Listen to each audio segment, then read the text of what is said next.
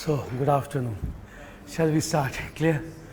So, modern history. So, we'll start with paper 2, that is section first of paper 2. We are done with section B of paper 2, that is world history. We'll start with modern Indian history. Clear? See, first of all, before we start with this section, clear? We need to understand one thing, that as far as modern India is concerned, we'll be emphasizing on factual details also to a considerable extent, but much more important than this is again conceptual clarity in modern India. Especially you have to understand all ideologies. Clear? So wherever it will come to ideology like Orientalism, capitalism, utilitarianism, evangelicalism, we will wait, we'll pause, we'll understand the concepts very clearly, because in optional, just before only I want to make it clear, while you write answers of modern India in general studies, you may not require these ideologies. Clear? Because in general studies you need to write straightforward answers, but when you write modern Indian answer in optional, you need to show the depth of ideology, whereby you need to explain everything from ideological background. Clear? Britain ruled over India with certain ideas. Clear? That ideas must be made clear. So don't get concerned about facts and figures only, but be more concerned about the interpretation of philosophies, the ideologies that guided large number of leaders.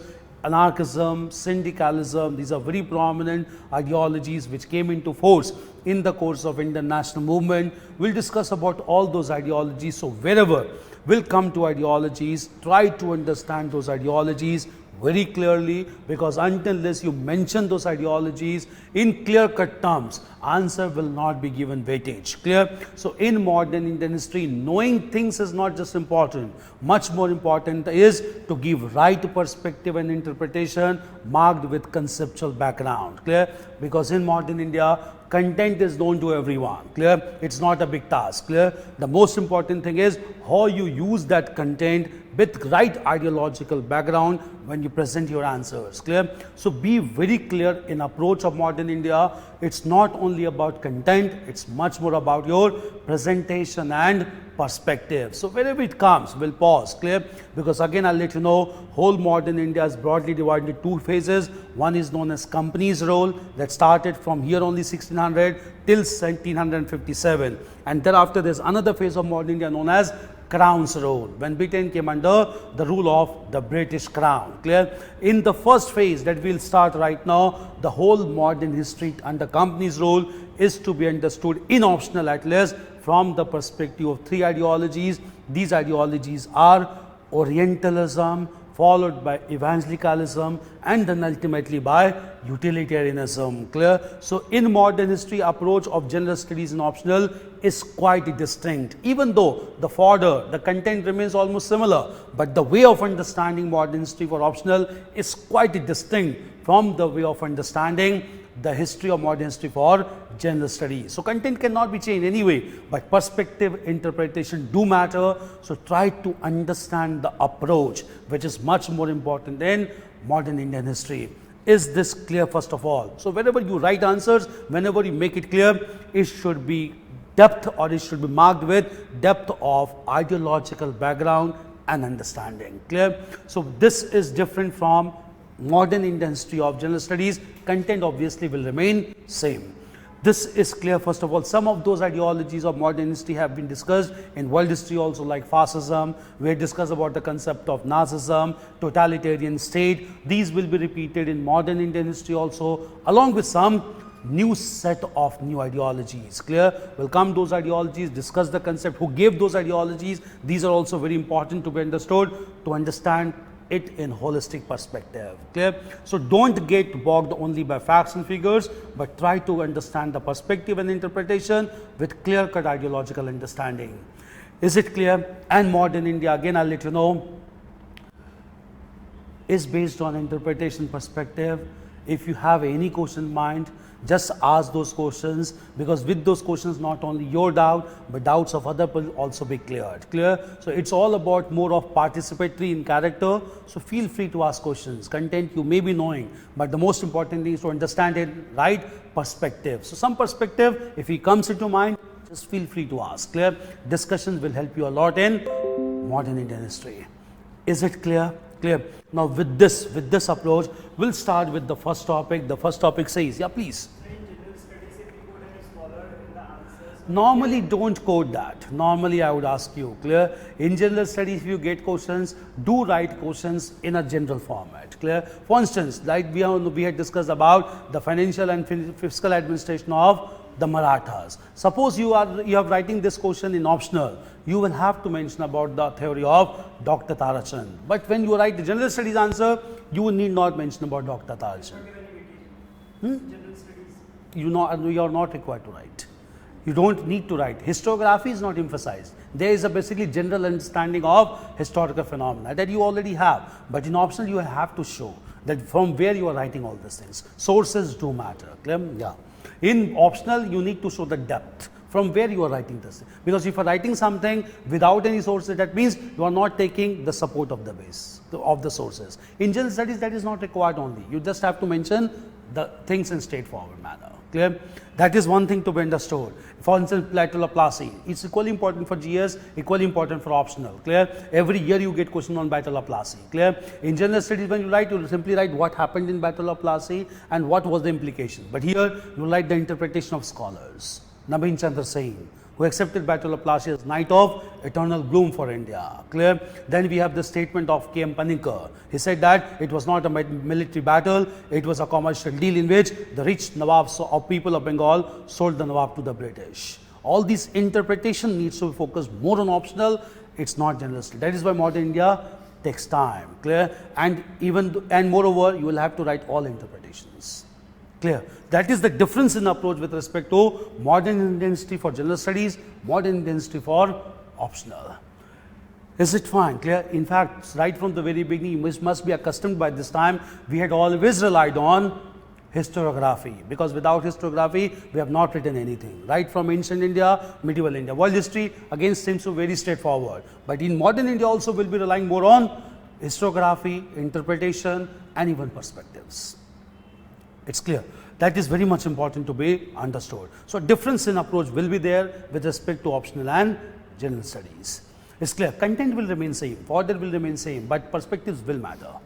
Is it fine? Clear. Now, with this, we'll move on to the first topic. The first topic is European penetration into India. The subtopic says the early European settlements, the Portuguese and the Dutch, the English and the French East India companies, the struggle for supremacy. See, we had already discussed this topic. Clear? We had discussed all the settlements of the Portuguese, the Dutch, the British and the French. But here we'll write in different perspective about the penetration of Europeans into India when the Royal Charter, when they were encouraged to move towards India due to era of geographical discoveries, primarily to promote trading activities. Clear? Perspectives will be a bit different, further will almost remain same. Is it fine? Clear? And just feel free to discuss things, because I will keep on teaching, but the most important thing is you also need to ask questions, because perspectives do matter in modern Indian history. Clear? Right, first heading, right, broad heading as modern India, broad heading as modern India. Right within that, clear? European penetration into India. European penetration into India. Penetration into India.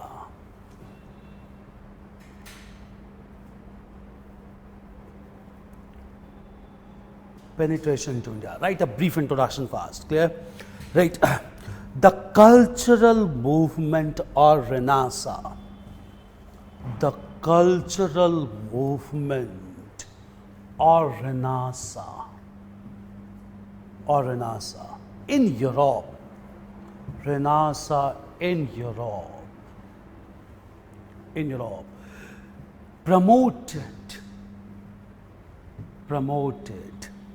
deep interest. Promoted deep interest of Europeans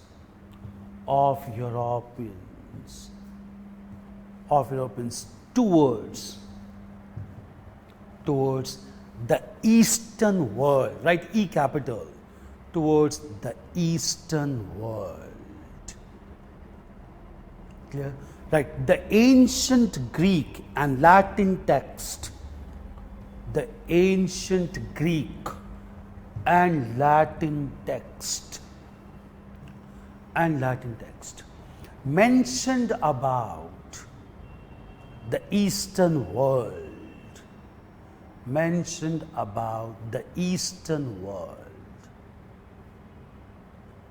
Eastern world and its culture, Eastern world and its culture, which is termed in contemporary times as,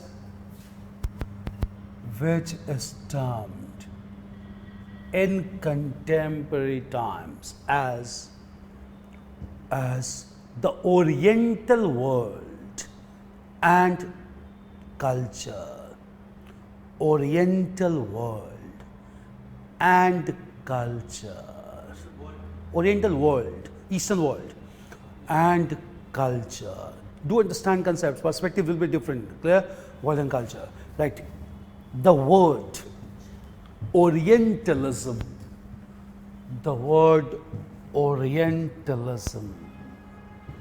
was coined by any one of you? The word Orientalism was coined by a Palestinian scholar,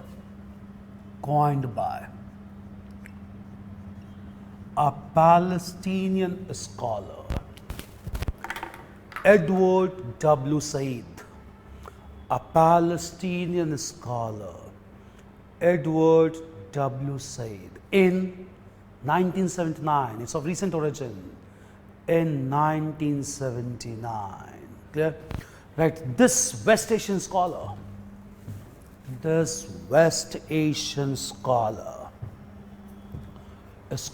wrote a work titled as, right, with inverted comma, Orientalism,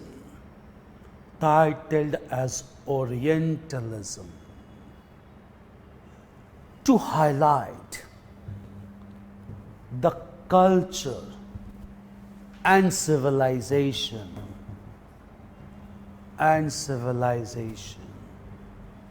of the Eastern world, which was quite distinct from the Western world and culture, right? W in capital. Western world and culture. Okay? Right. In response to the term Orientalism,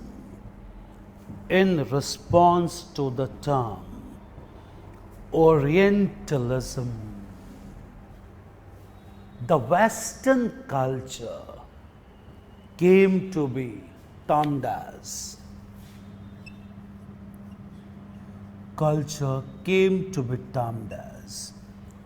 Occidental culture,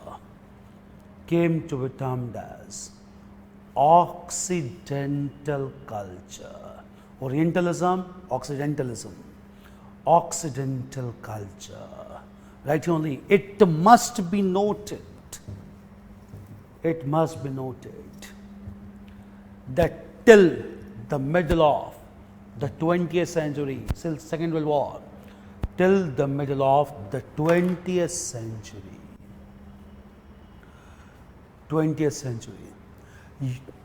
the representative of the Occidental culture was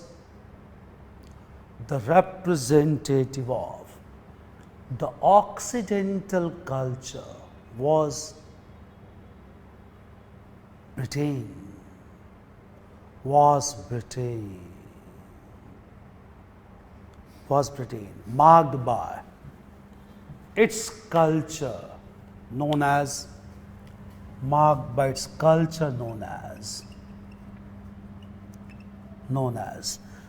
the Anglo-Saxon culture, marked by its culture known as the Anglo-Saxon culture, S-A-X-O-N, culture. Right, therefore, Occidental culture in general is also referred to as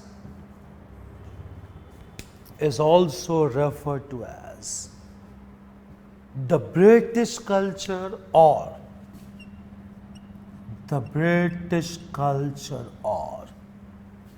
the Anglicist culture, right from the word Anglo, or the Anglicist culture. So in course of time, we'll discuss about controversy known as Orientalist and Anglicist controversy. In this mains examination this year, we got this question, clear? So you need to understand, clear? So since large European culture was synonymous with British culture, normally Occidental culture is also referred to as Anglicist culture, dominated by English people, clear? Right, next sentence, right, on account of Renaissance, cultural movement, account of Renaissance, Europeans started to search a viable route towards the Oriental world,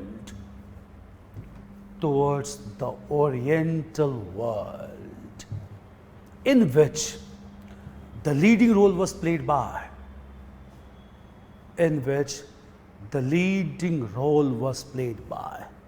the Iberian countries, Iberian Peninsula, played by the Iberian countries, I-B-E-R-I-N, Iberian countries of Spain and Portugal. It's Iberian Peninsula. Shall I write?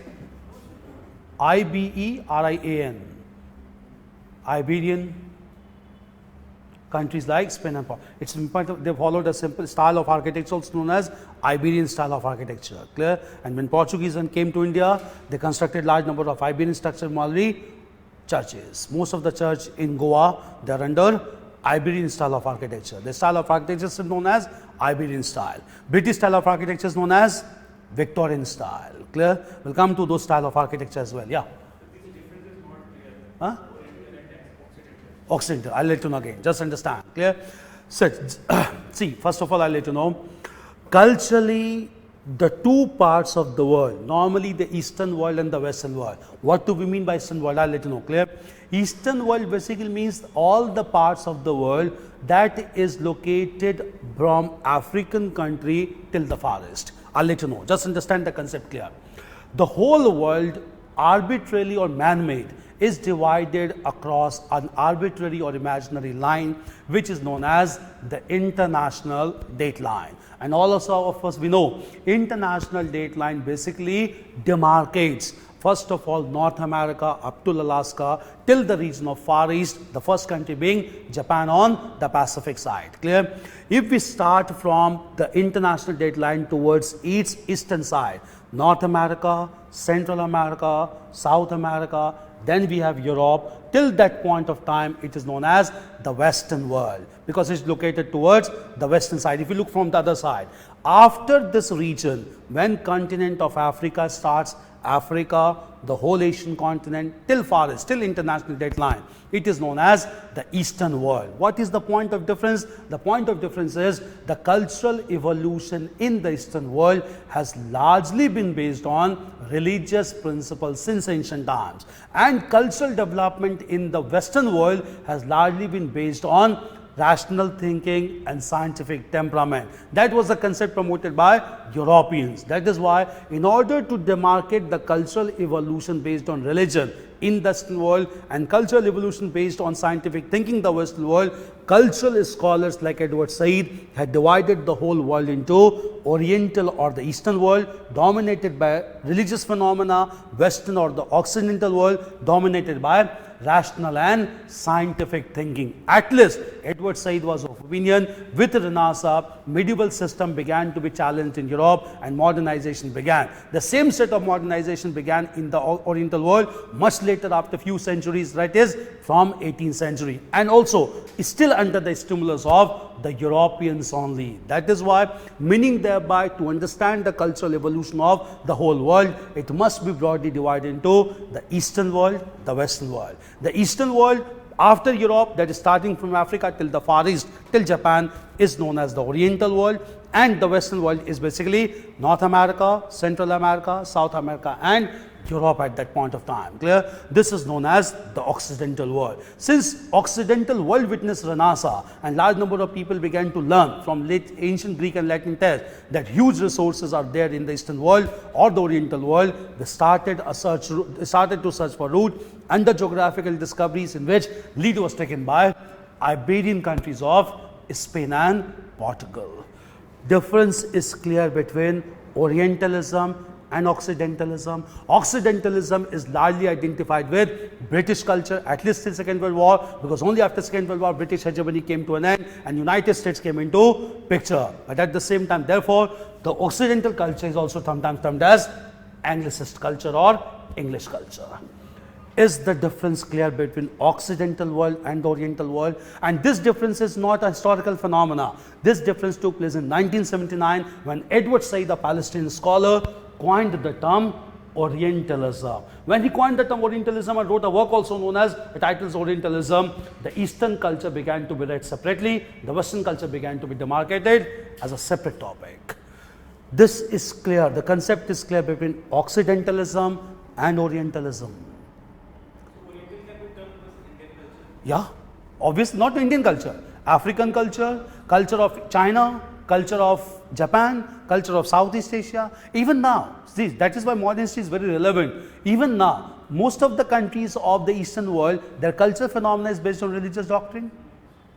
That is why still it can be termed as the Oriental world. In fact, we want to move away from Oriental world towards Occidentalism. But that transition will take time, whereby every phenomena will be decided on rational thinking. And we paid a price for not thinking rationally because we were ruled by foreigners or British for almost 2 centuries just because we believed in Oriental phenomena, not Occidental phenomena. That is why we'll talk about Raja Ram Mohan Rai. When he came to picture, he talked about synthesis between Orientalism and Occidentalism. That is synthesis between the East and the West. Clear? This means that North America, South America, Europe, all these are part of Occidental world. Rest were the part of Oriental world. So what is Western? What is Western? See, again I'll let you know. Western world is basically a world that basically demarcate these countries, that is North America, Central America, South America and Europe. Clear? There's no Western world. But again I'll let you know.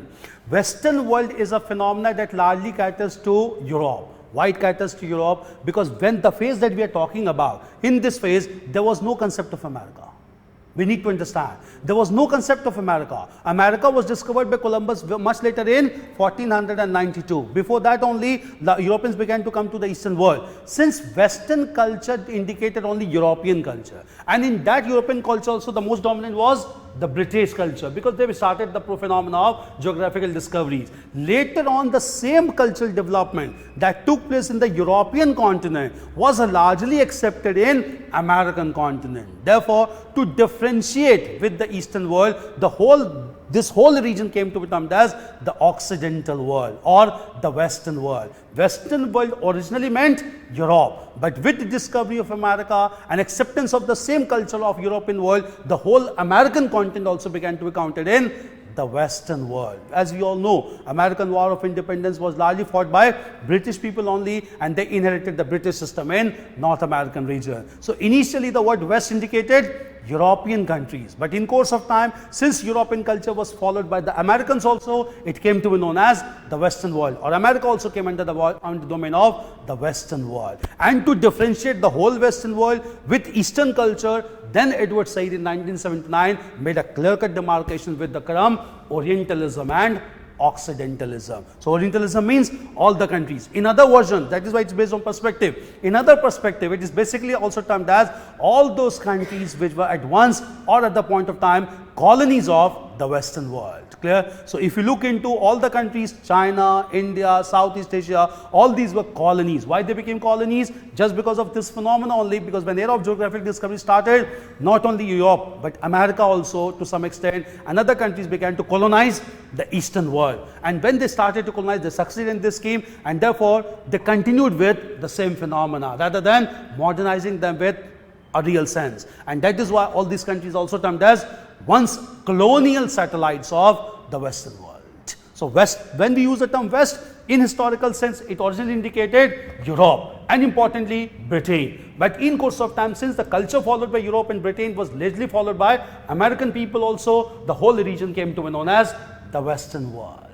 And to differentiate that Western world with Eastern world, the whole Eastern world from Africa, Asia, Far East came to be known as Oriental world. And the term was coined in 1979 by Edward Said. Perspective needs to be understood here. Clear? Is that clear? Shall I repeat again? Yeah. So Western is actually geographical term. Yeah, it's a geographical term.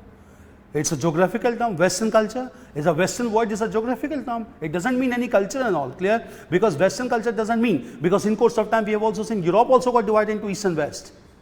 Europe also got divided into East and West. But largely if you look into it, the whole Europe is counted in Western world culturally. Because culturally, all of them followed the same set of cultural pattern. So when you use the term West, it originally meant Europe, but in course of time, the whole region up to the international dateline, that is the whole American continent. Beyond American continent, the international dateline, all the cultural phenomena was marked by dominance of religion. Even Japan, such being a developed country, Buddhism is a state religion. Buddhism is a state religion. Malaysia is a pure Islamic country. South Asia is marked by religious dispute even now in these days. All these therefore termed as the Oriental world. That is the classical world. The classical world that always believed in religious dominance. That is not the case with the Western world, including America. That is why we use the term West even for Americans. Term Western is a pure geographical term. Make the perspective very clear in modern India, at least an optional clear. It's Orientalism and Occidentalism. And Orientalism exploration started with era of geographical discoveries under the stimulus of Renaissance. And the lead was taken by two Iberian countries of Spain and Portugal. Is this clear? Clear. Right, next sentence. Clear? Right. The sailor of Portugal,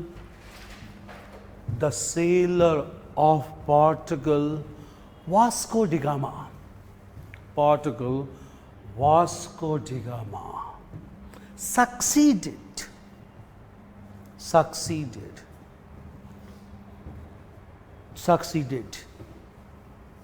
in penetrating the Oriental world, and he reached the coast of Calicut in South India, on 17th of May, 1498. Clear? Right, after procuring spices, he returned back through the same route.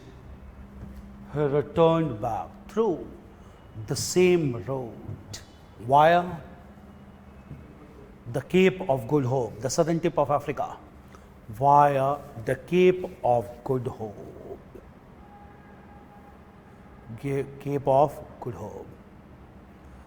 Right, this geographical mission had long-term implication.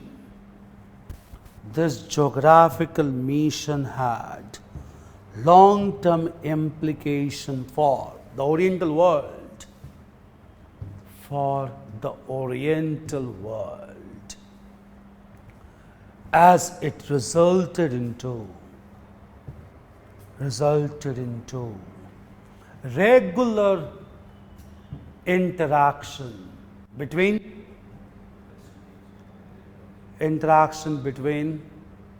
the Oriental and the Occidental world.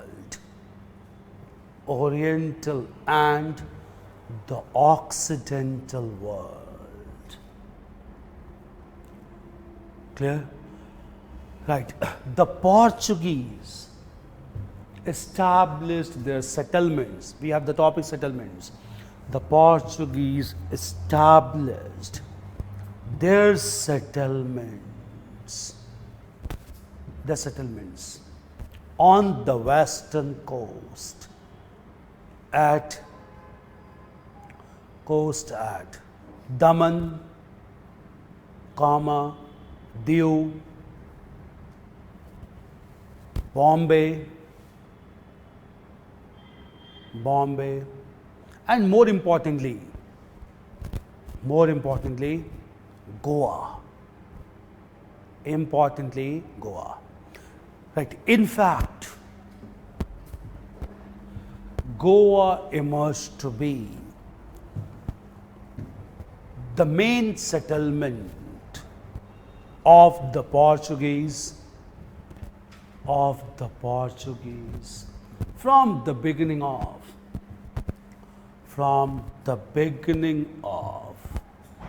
the 16th century, 1510, beginning of the 16th century. Clear? Change paragraph. Right. However, Portuguese extended their colonial enterprise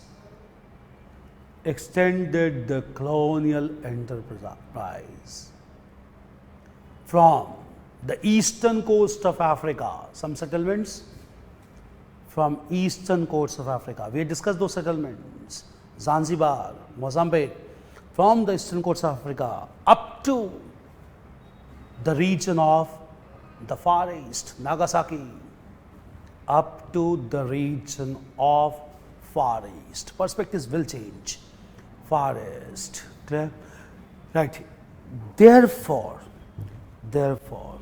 the intensity of Portuguese colonial enterprise over India, the intensity of Portuguese colonial enterprise over India got diluted.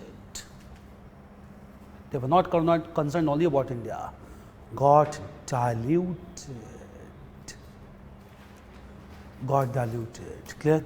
That they never showed a strong inclination to establish hegemony over India,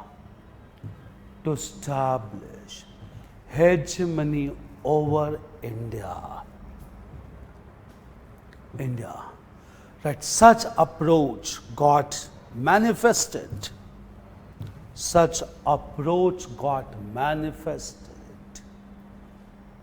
when Portuguese surrendered the strategic island of Bombay,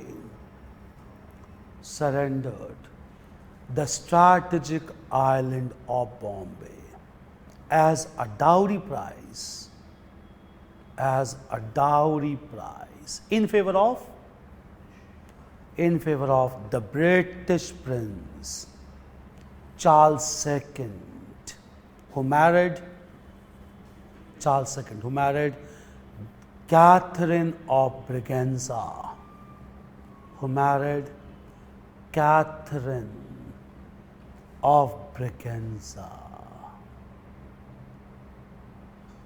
Clear?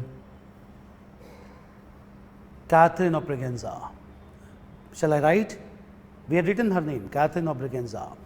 Right. Charles II handed over the island of Bombay to the British East India Company.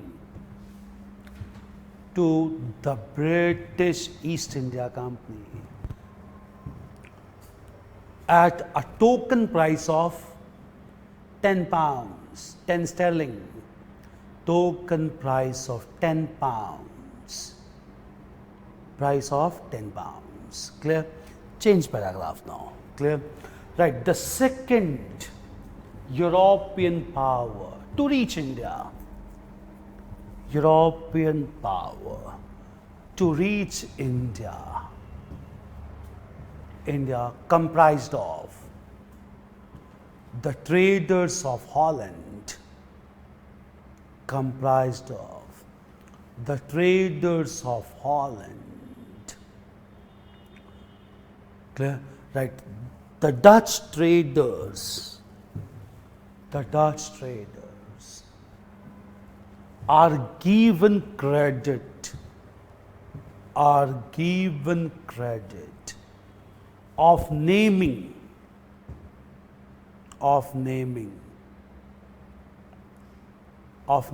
our country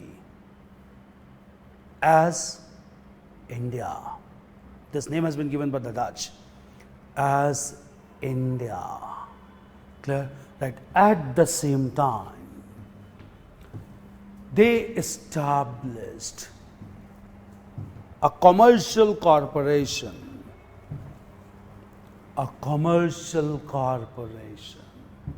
known as the Dutch East India Company,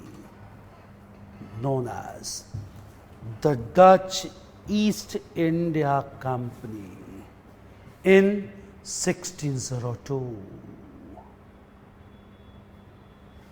Clear? United East India Company. Clear? Even known as Dutch East India Company. Clear? Right. Like Portuguese, Dutch also never showed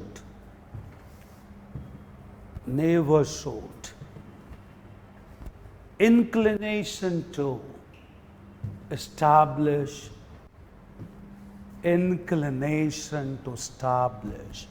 their hegemony over India.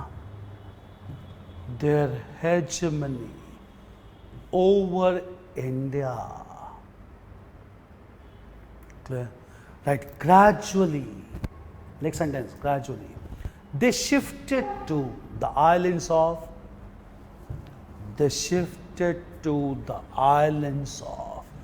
Java and Sumatra in Southeast Asia.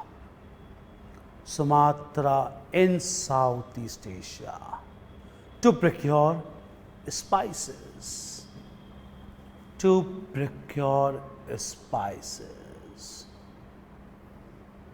Okay. Change paragraph. Right. The private traders of Britain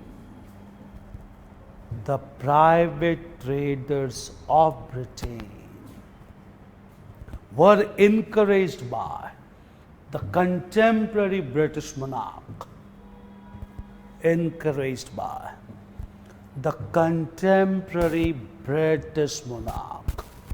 Queen Elizabeth.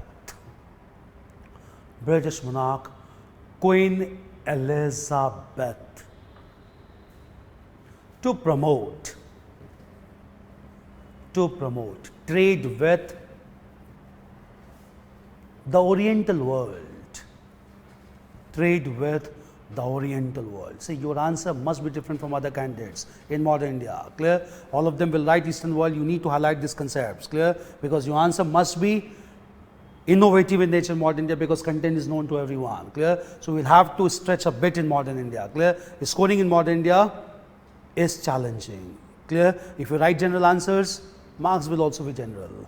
If you want to get some additional advantage, answer must reflect some latest perspective as well. Clear? So establish trade relationship with the Oriental world. Clear? Right. With this intention, a royal charter was issued.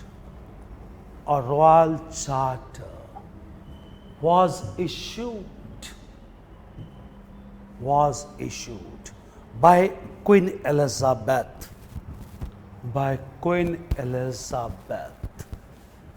which was readily accepted by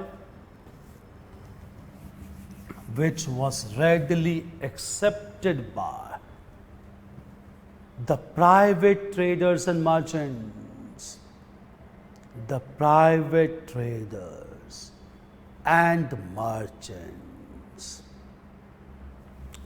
Clear? Like this acceptance was as a direct corollary. This acceptance was a direct corollary, corollary, corollary of capitalist ideology. We had discussed in world history, Britain was the first country to witness this ideology. Capitalist ideology. Clear? Right. According to the ideology of capitalism, according to the ideology of capitalism, resources are to be owned and controlled,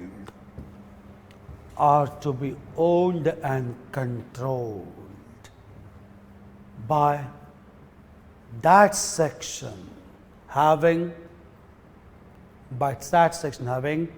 wisdom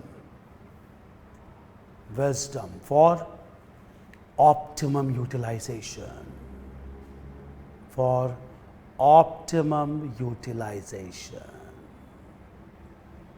Clear? Right. Embedded to this ideology,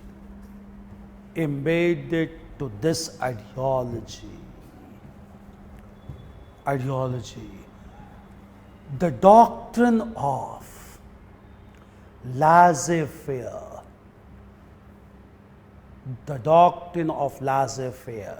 Laissez-faire, laissez-faire, was advocated by the British philosopher Adam Smith. Then only we can emphasize on exclusive private character of this trait. Clear? Right. According to this doctrine, laissez-faire,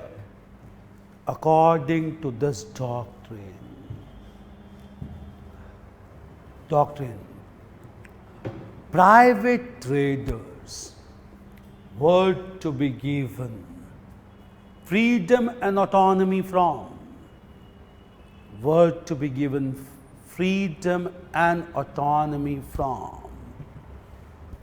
the state interference,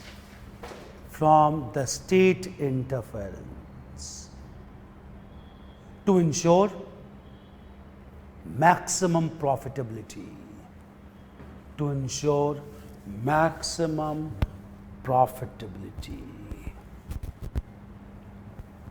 Clear? Right. This resulted into the dominance of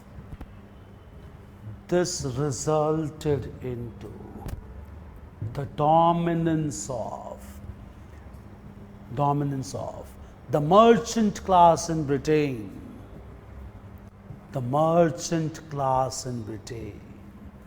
And the country itself came to be known as.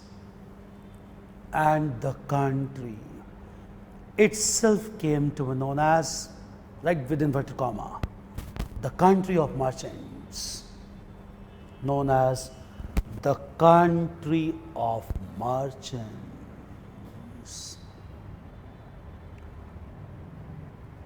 Clear?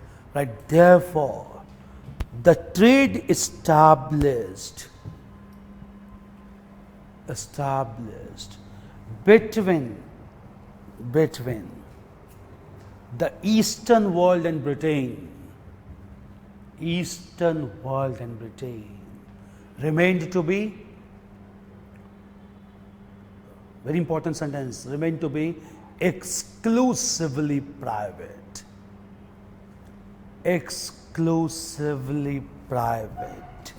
With which British government or parliament had nothing to do.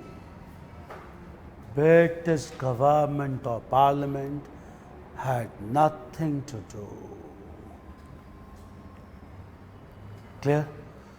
Change paragraph. Clear? Right. The private traders of Britain established an association established an association known as the merchant adventurers, known as the merchant adventurers in 1599, and began to be sponsored by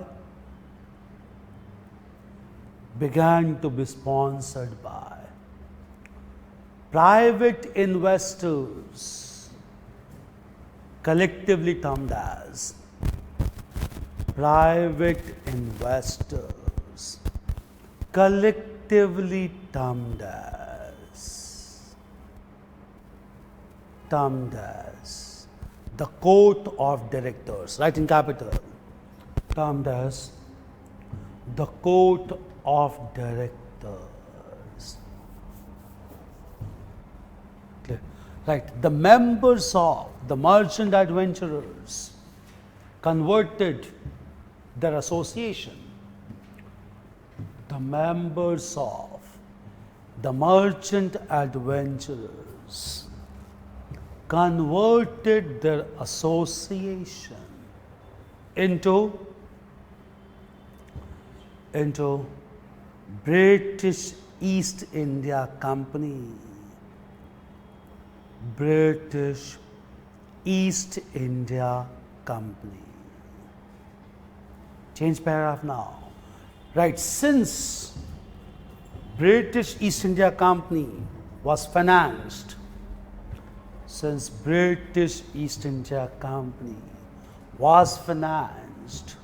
by the court of directors in London,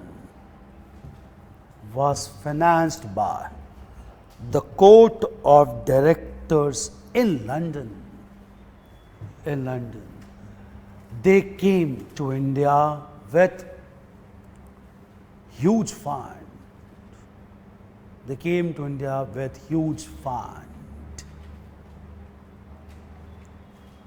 Okay. Right. In order to keep this fund in safe custody, fund, F-U-N-D, right. In order to keep this fund in safe custody,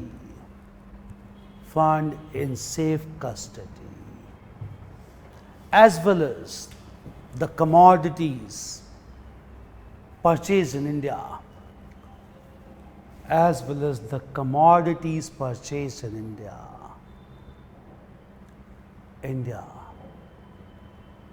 the British decided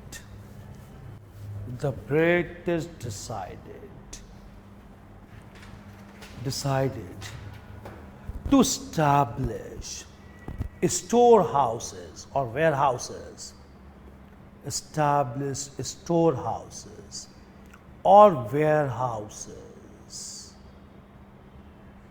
termed as factories, not to be taken in literal sense, termed as factories.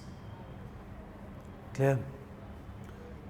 Right, with the permission of the Mughal emperor,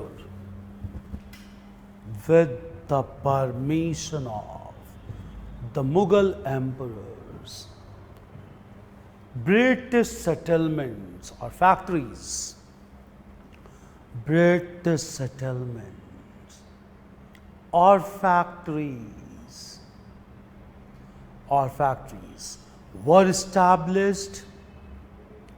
were established at Surat,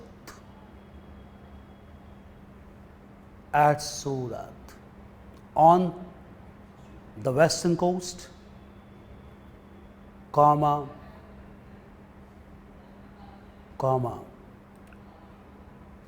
Masulipatnam, Hooghly and Balasore,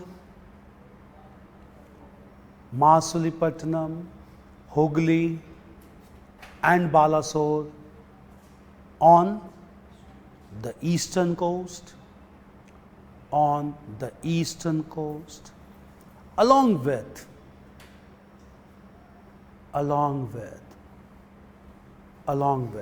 factories at factories at Patna,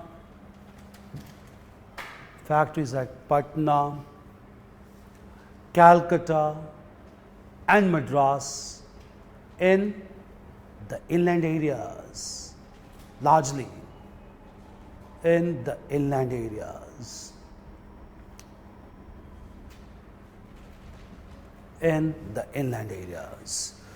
Clear?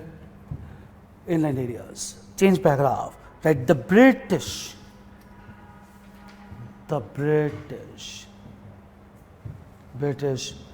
purchased Indian commodities like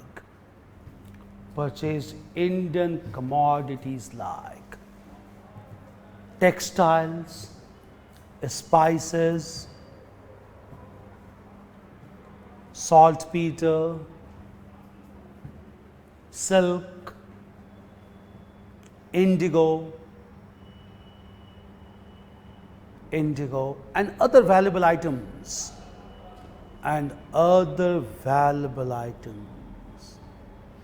which were exported to the European market.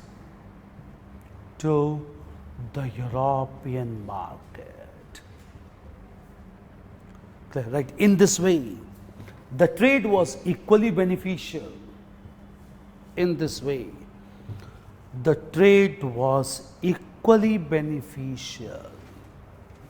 For Indian producers,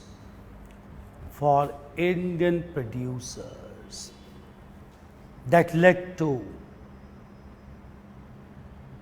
promotion of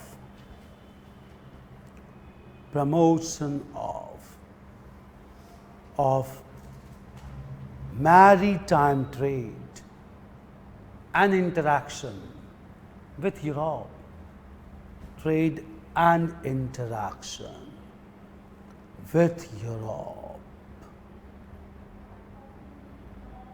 Change paragraph. Right. On account of lucrative profit,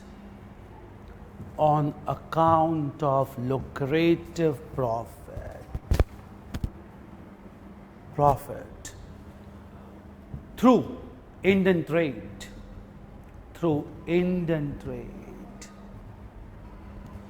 the French traders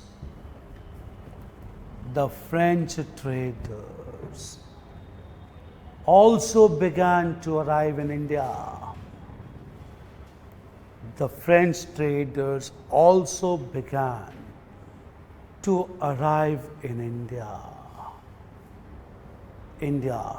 With establishment of the French East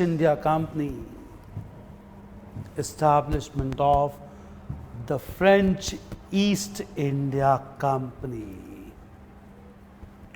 East India Company in 1664. Clear? Right. The French established their settlements.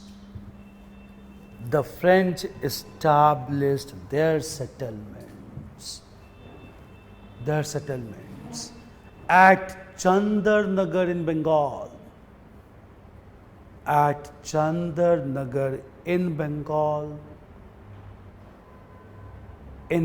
Followed by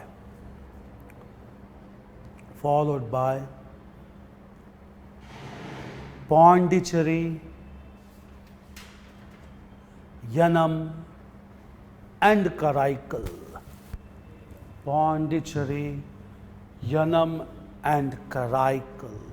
On the eastern coast.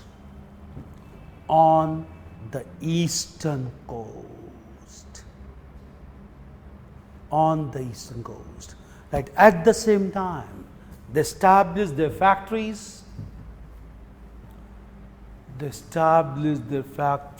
At Masulipatanam and Surat.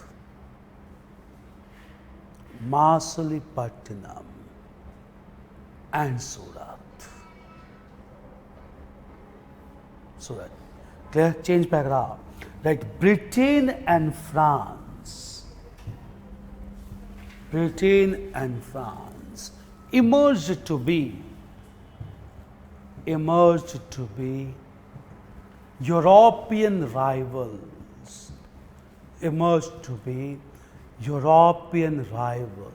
as France began to catch up with Britain,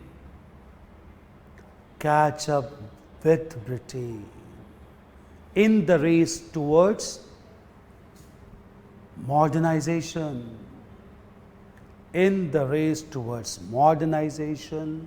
and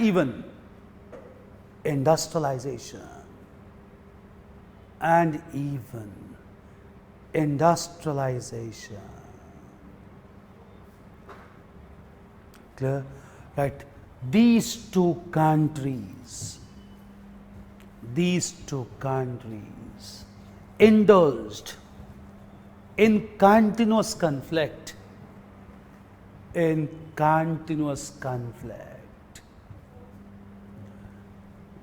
which got manifested in the struggle for supremacy,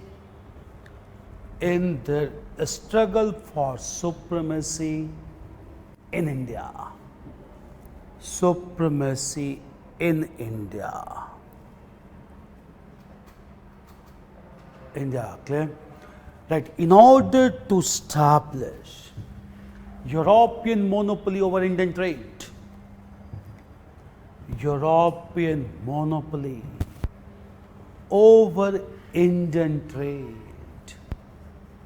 the British and the French East India Company,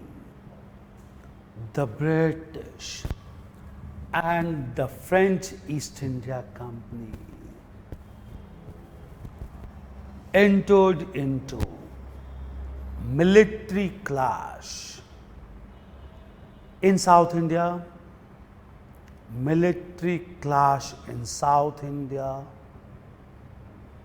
that resulted into three Anglo-French wars.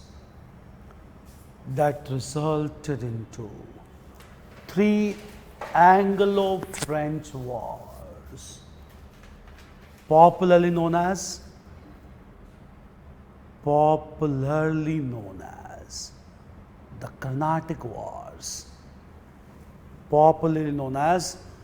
the Carnatic Wars.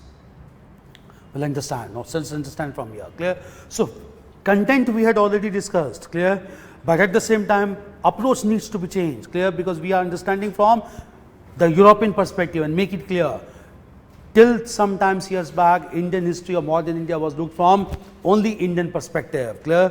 But of late, the perspective has been changed, and we understand modern Indian history from European perspective. Meaning to say that whatever developments were taking place in Europe had a direct bearing on India. So it was not isolated phenomena. Modern Indian history is not an isolated phenomena, because most of the things were decided by European powers ruling in European world. So any development that took place in European world had a direct bearing on India. The most important example itself being the Carnatic Wars. Since Britain and France started to emerge as arch rival against each other because of competitive rivalry and race for modernization and industrialization. In this process, only by the middle of the 18th century, dispute took place over the throne of Austria. We had discussed in world history, Austria was a large country at that point of time, being ruled by the members of Habsburg family. Clear?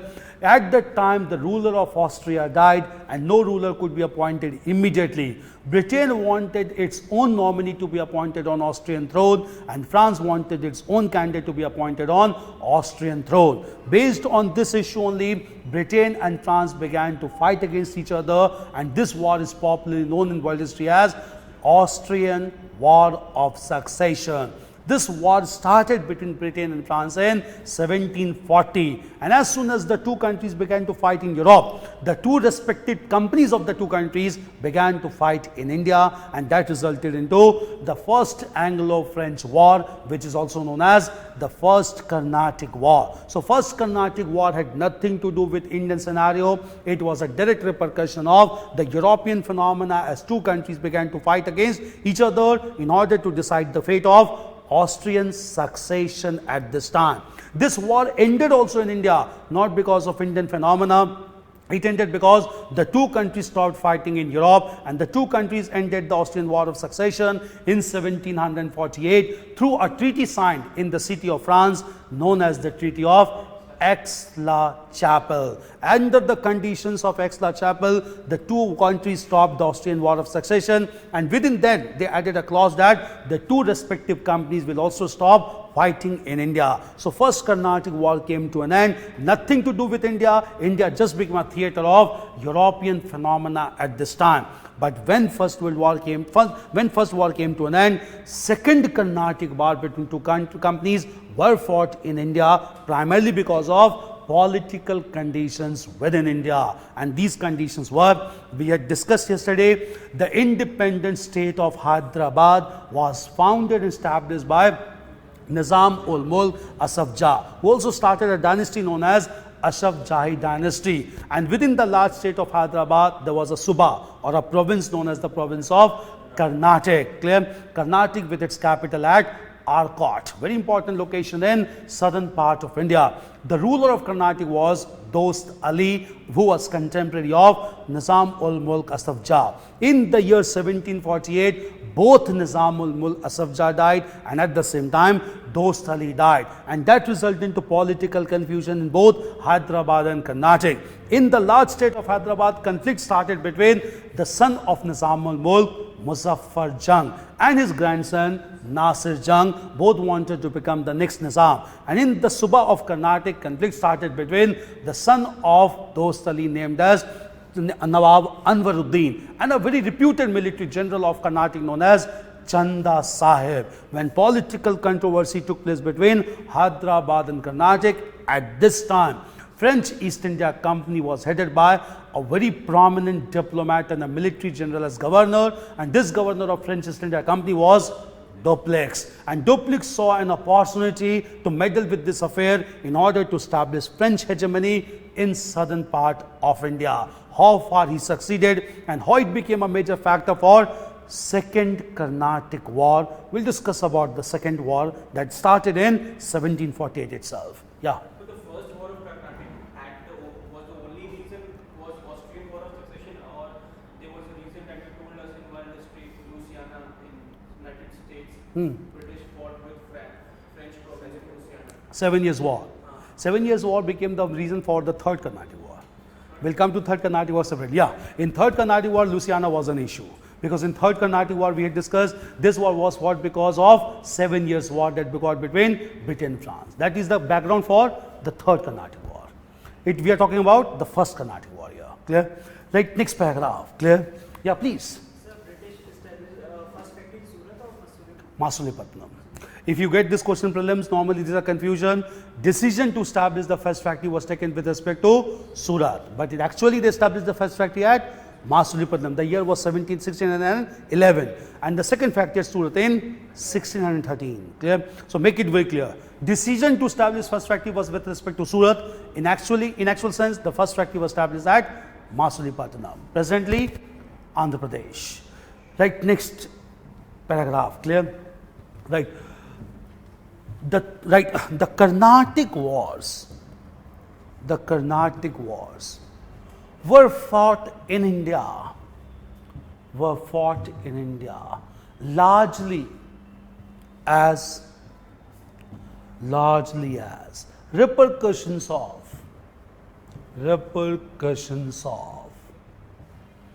Anglo-French rivalry in Europe.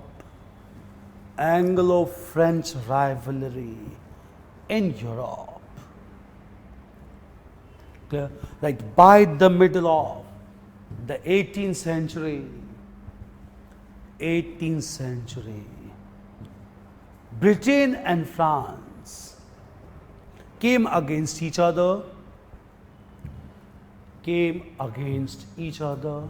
to appoint their candidate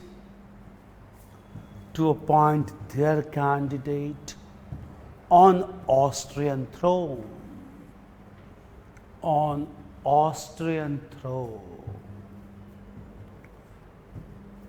Clear? Right. This resulted into the Austrian War of Succession.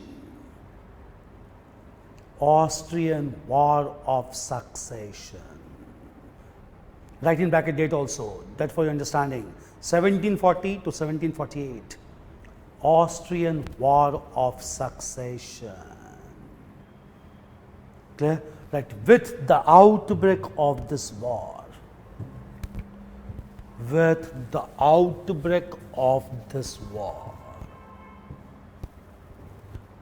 two commercial companies in India also began to fight.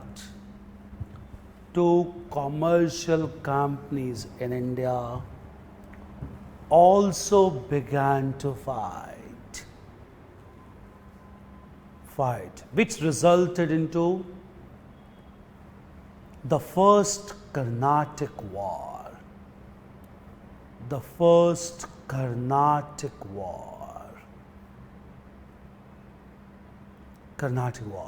Clear? Right.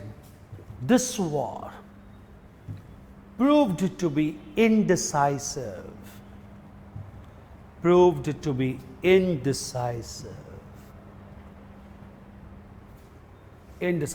As both Britain and France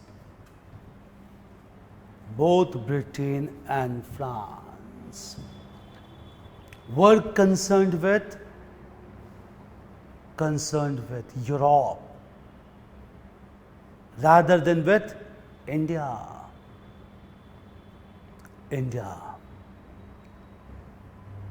Okay. Like this war came to an end.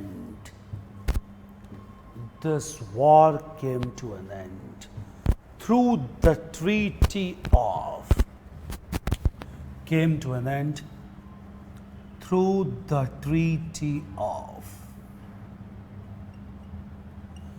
Aix-la-Chapelle.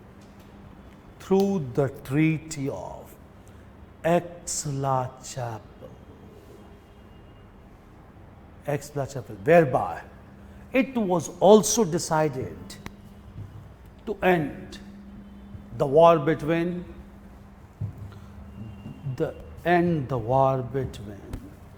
two European companies in India.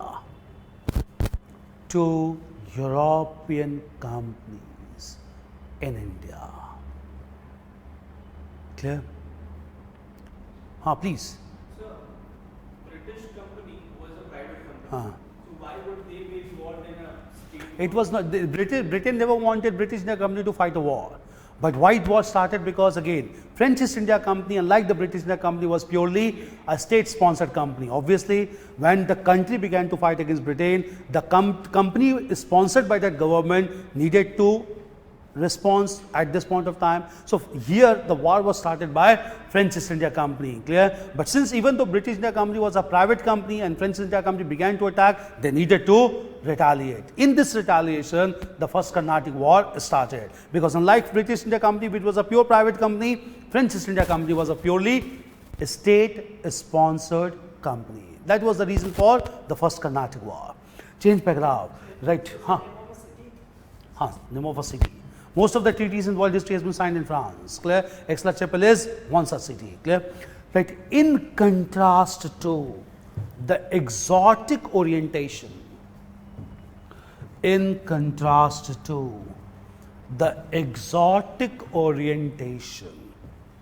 of the first Carnatic War,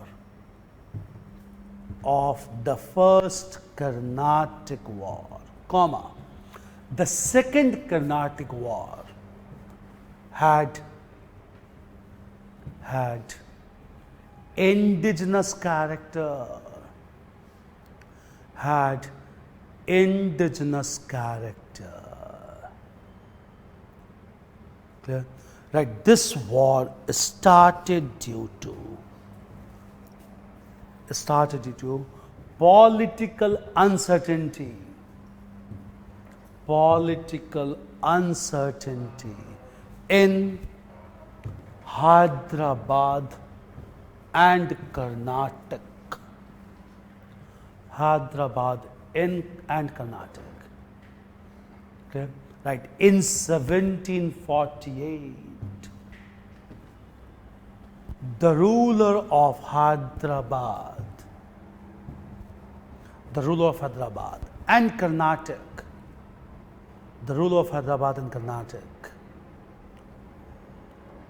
Nizam ul Mulk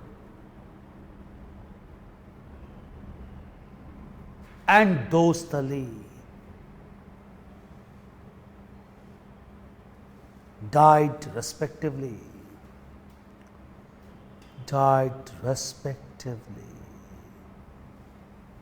Clear? Right. In Hyderabad, conflict began between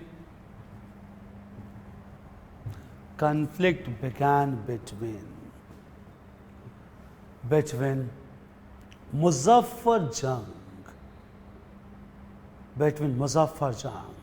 and Nasser Jung,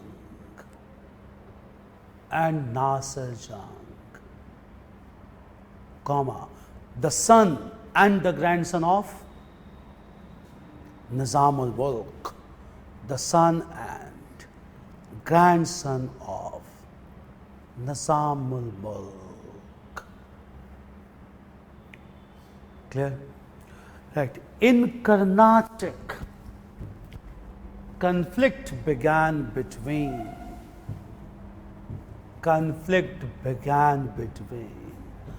the son of Dost Ali,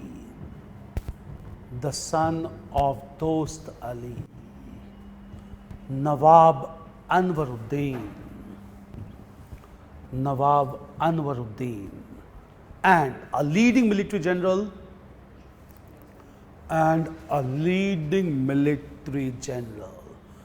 Chanda Sahib,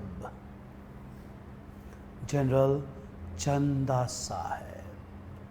Clear the scenario? Chanda Sahib. Change paragraph. Right. In this volatile political situation,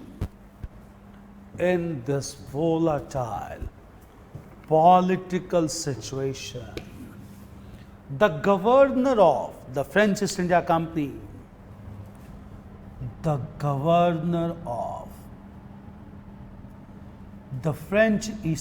Company, Dupleix, decided to promote French interest against the British.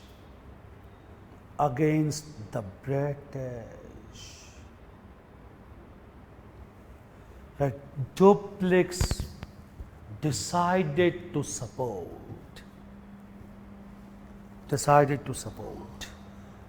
Nasser Jung in Hyderabad,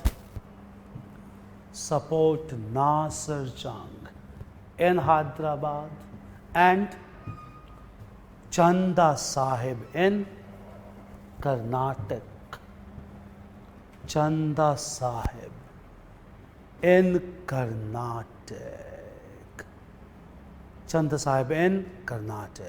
Clear? Karnataka. Right. Dupleix is remembered as a powerful military general.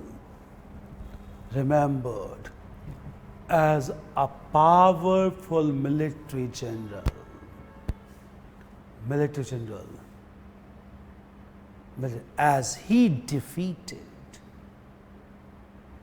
the large forces of Nawab Anwaruddin,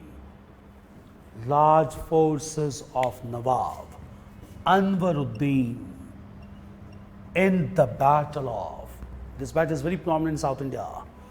In the Battle of Amber. In the Battle of Amber. A-M-B-U-R. Battle of Amber. Clear? Right. A small French contingent defeating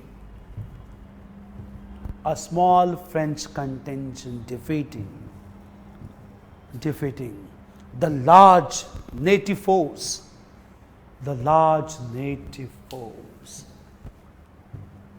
Indicated the military weaknesses of Carnatic.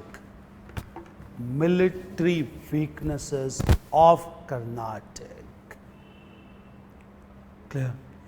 Right. Nawab Anwaruddin was arrested and imprisoned.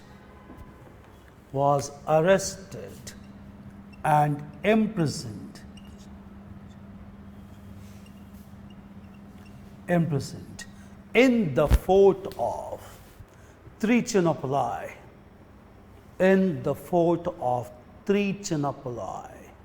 Near the capital city of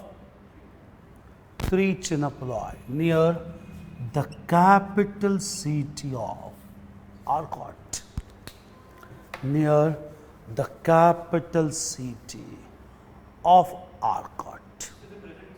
Trichy. Present capital city of Arcot. Trichy. Very important location in South India. Change paragraph. Right. In the state of Hyderabad.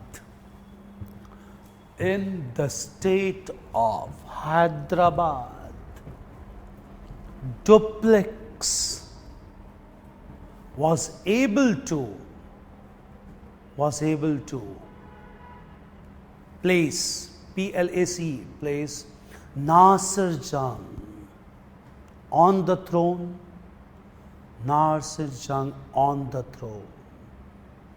And took large areas of Hyderabad.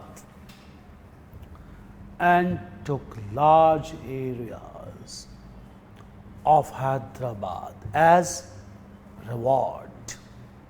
Large areas of Hyderabad as reward. Clear? Right. However, Duplex anticipated the fragile position.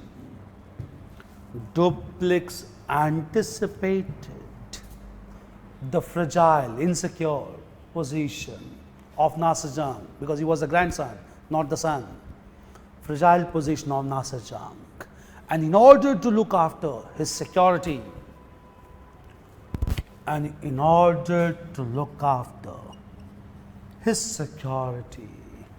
appointed a trusted French officer.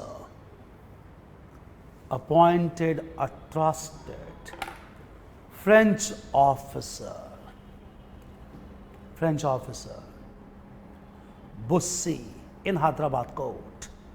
Trusted French officer Bussy in Hyderabad court.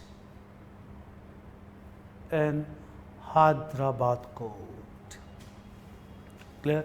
Right. The anticipation of Duplex was right.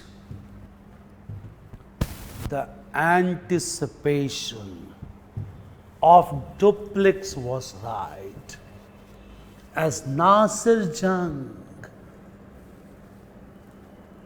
was assassinated.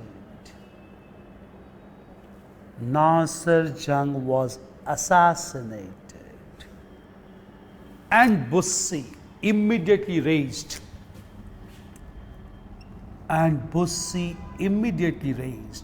another royal person. Salabat Jung as the next Nizam.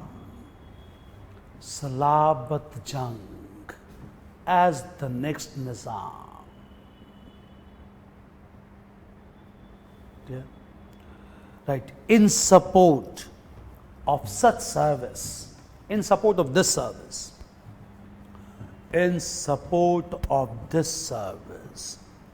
Salabat Jung gave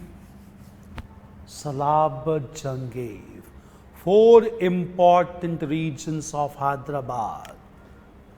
Gave 4 important regions of Hyderabad to the French East India Company. To the French East India Company. Right, these areas were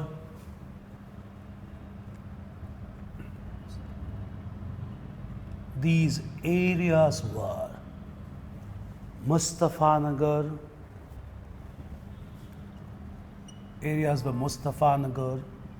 Illore, Sikkakol, and Rajamundry. These areas were Mustafanagar, Illore, Sikkakol, and Rajamundry.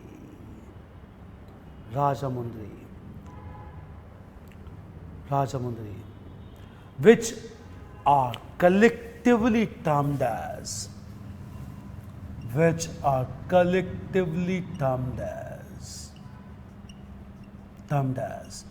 the Northern Sarkar in South India, clubbed together. Northern Sarkar in South India.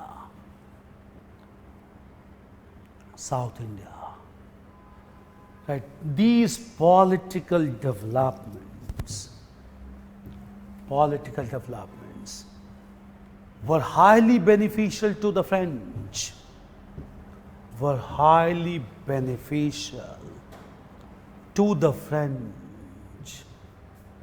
And Dupleix reached the height of glory.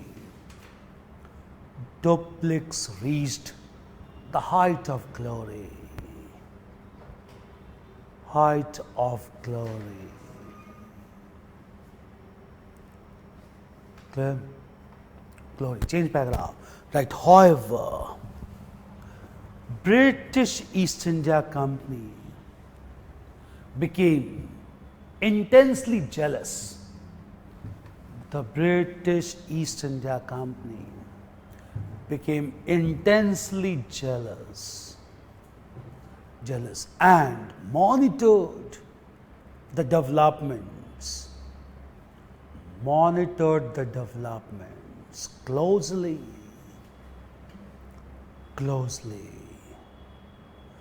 Right, the governor of the British East India Company,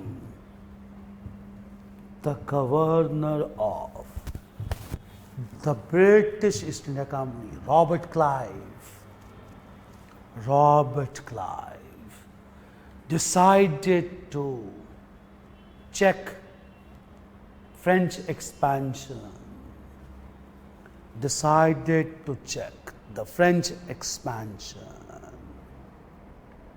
Clear? Right. Robert Clive led a surprise attack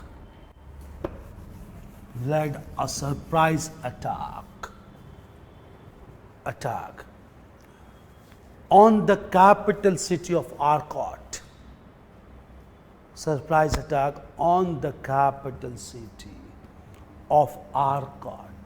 And released Nawab Anwaruddin.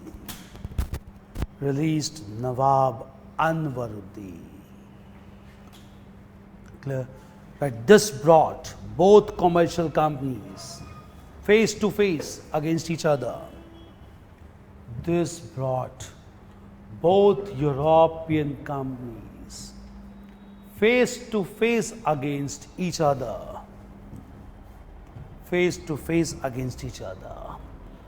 That resulted into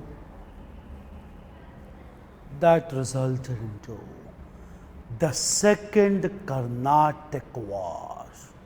Purely indigenous. The Second Carnatic War. Write the period also, 1748 to 1754, for 6 years. Second Carnatic War. 48 to 1754, for 6 years. 54. Right. In this conflict,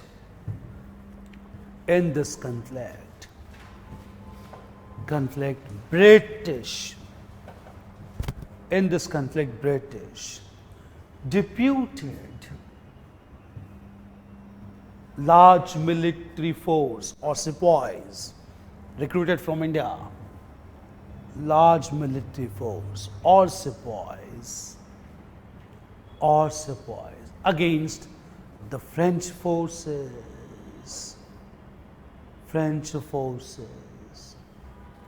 That the British were free to take decisions.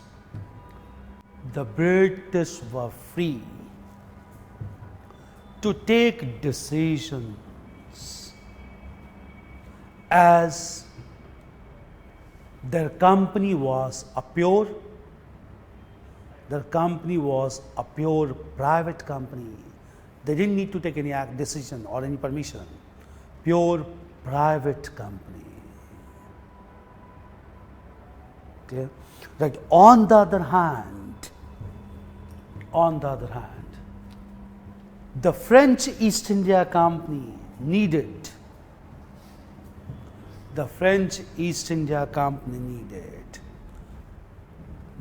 permission and approval. From the French government at Paris.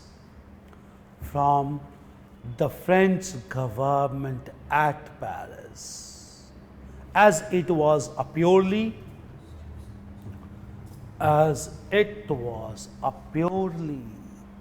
state-sponsored company.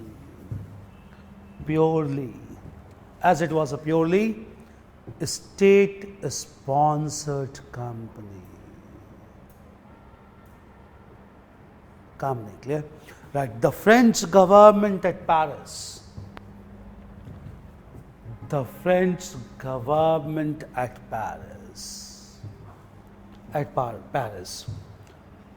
Was not interested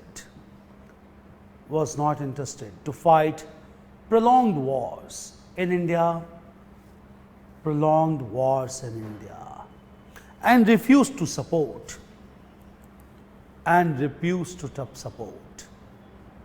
their commercial company in India.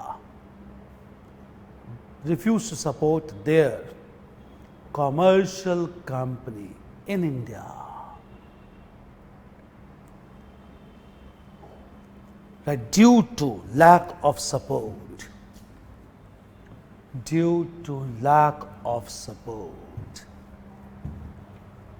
The forces of the French East India Company,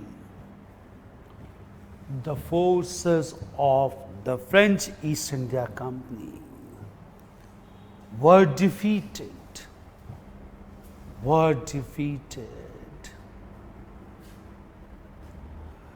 And the war came to an end. Through the Treaty of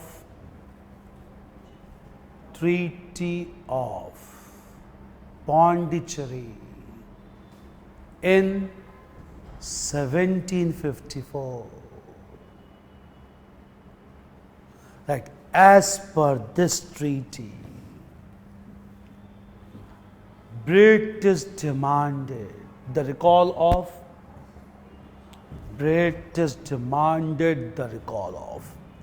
Dupleix from India. They knew he was a serious rival. Dupleix from India. Clear? Right. Dupleix departed from India, and with this, French fortune departed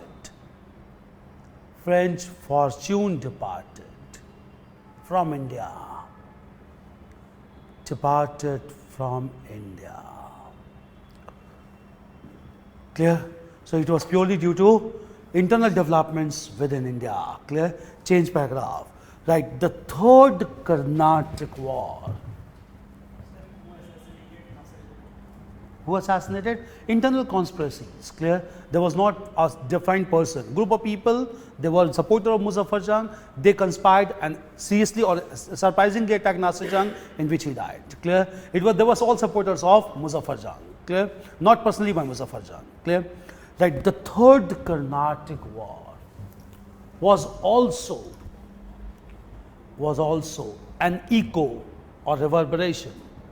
Was also an echo, ECHO, was also an echo of European phenomena. Echo of European phenomena. Clear? Right. By the middle of the 18th century,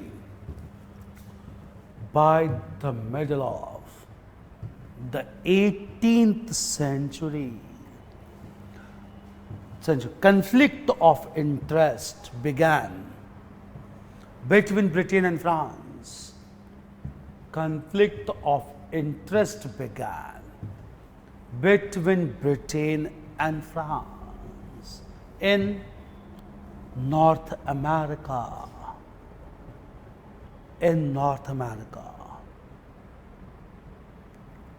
Clear?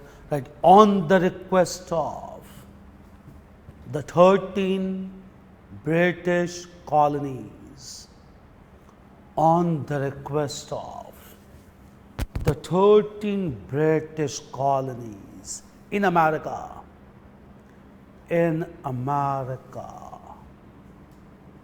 Britain declared war against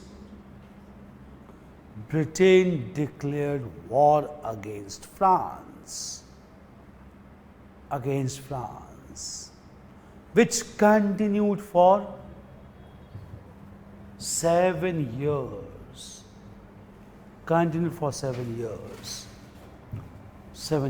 Also known as the 7 Years' War. Right in bracket date 56 to 63. 7 Years' War. 1756 to 1763. 7 Years' War. Clear? Right. With the beginning of this conflict, the British and the French East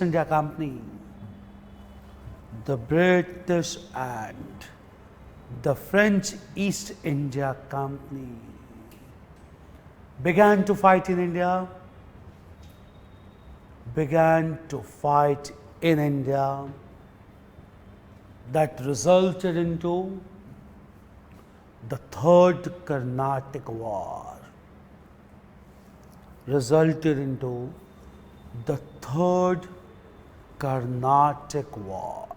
here we'll understand. Clear?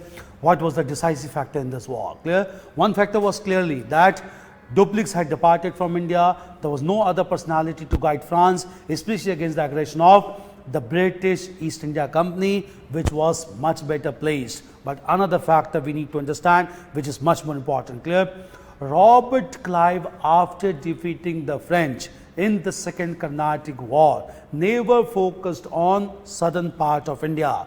For Robert Clive, the most important province to be conquered by the British was to be the province of Bengal in eastern part of India, which even included the provinces of Bihar and Orissa. The reason being, due to continuous reforms introduced by rulers of Bengal like Murshid Quli Khan and Aliwardi Khan, Bengal emerged to be the most economically prosperous province of India. Since he was eyeing on the rich resources of Bengal, Robert Clive wanted to conquer the province of Bengal. He succeeded in his scheme, and that was executed properly in the battle known as Battle of Plassey in 1757, in which the forces of Bengal were defeated. Thereafter, Robert Clive imposed a very humiliating treaty on the new Nawab of Bengal known as Mir Jafar, who was the previously Commander-in-Chief of Bengal Army. In fact, due to his betrayal only, Bengal forces were defeated in the Battle of Plassey.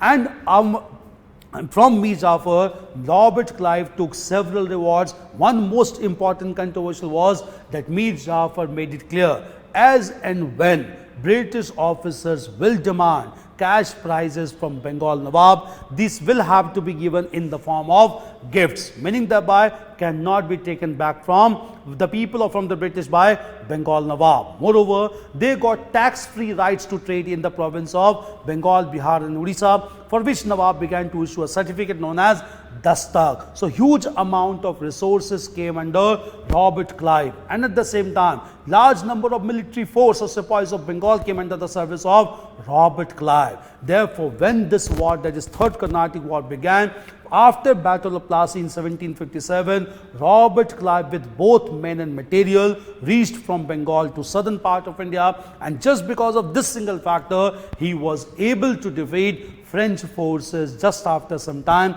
in a decisive battle fought on 22nd of January 1760 in the battlefield of Wandiwash. In the battlefield of Wandiwash, French were thoroughly defeated in 1760, but the war did not come to an end because war was still being fought between Britain and France in American continent till 1763. The war finally came to an end through the Treaty of Paris signed between Britain and France, which even concluded the Third Carnatic War, even though French had already been defeated in the Battle of Wandiwash on 22nd of January 1760. In this battle, you get factual information also. In this battle, French forces were represented by Count de Lally, French officer, and British forces were represented by Sir Arcourt, very important officer who even defeated later on Hyder Ali in Mysore in the Battle of Porto Novo. We'll come to that Battle of Porto Novo as well. Sir Arcourt defeated Count de Lally in the Battle of Wandiwash on 22nd of January 1760. This marked the end of French, and as per the Treaty of Paris signed in 1763, it was made clear France will no longer have trading rights over India, as France was not to have any trading right in North America as well. France was allowed to retain its political control over India, over the regions of Chandarnagar in Bengal and over the regions of Pondicherry, Yanam and Karaikal. But French could not trade with India, and that resulted into European monopoly of British East India Company over Indian trade. This was the biggest implication of the three Carnatic wars between British and the French East India Company. Clear? The Third Carnatic War. Clear?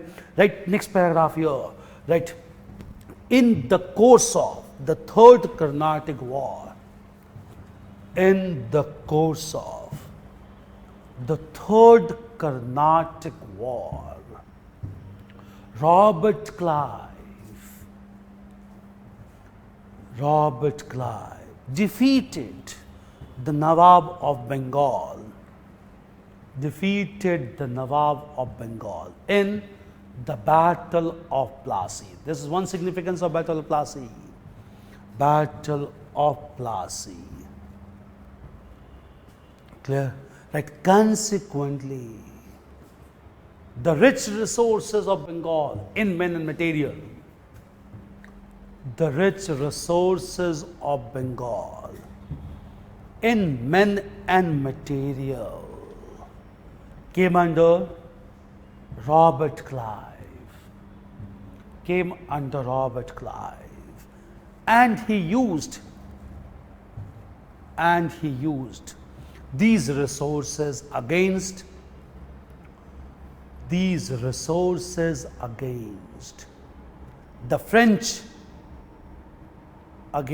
French, Clear? Right. This facilitated Robert Clive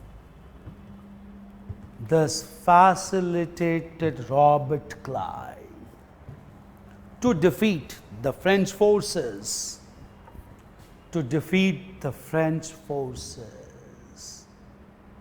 in the battle of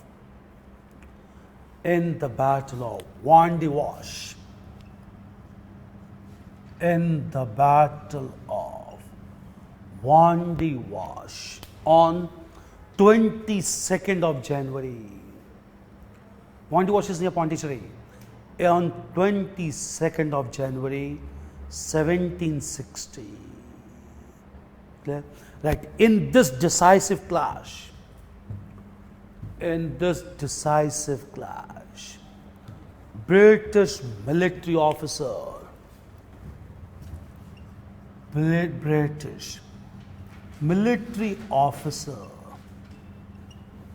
Sir Arcourt, military officer Sir Arcourt defeated the French, Sir Arcourt, EYRE, Sir Arcourt defeated the French forces under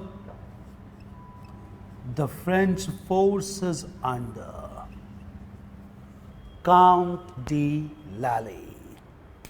French forces under Count de Lally. Count de Lally. Clear? Right. Right. Even after this decisive battle, the Third Carnatic War formally came to an end. The Third Carnatic War formally came to an end. With the termination of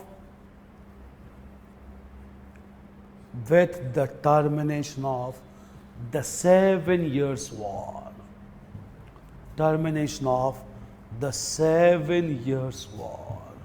Through the Treaty of Paris.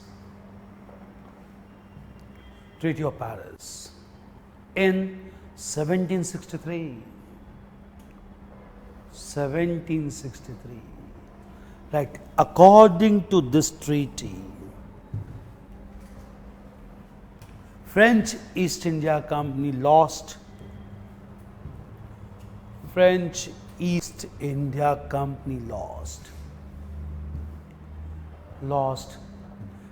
trading rights in India,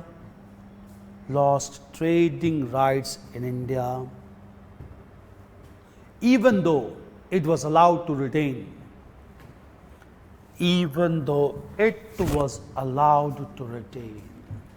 political control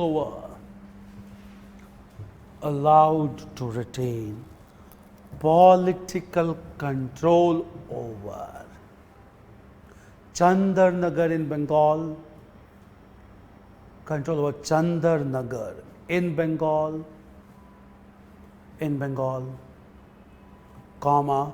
Pondicherry, Yanam and Karaikal on the eastern coast. Pondicherry, Yanam and Karaikal on the eastern coast.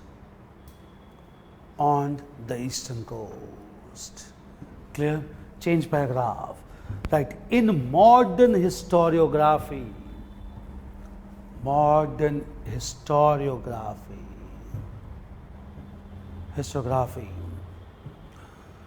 the Battle of Plassey is considered to be a game changer.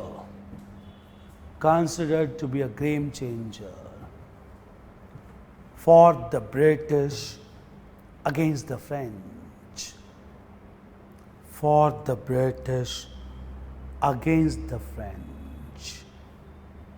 Okay. That therefore it is largely accepted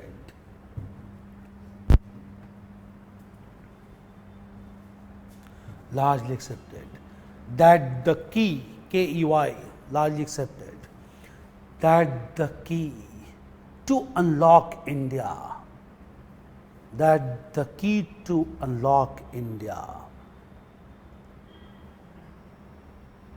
was searched by Dupleix in the south,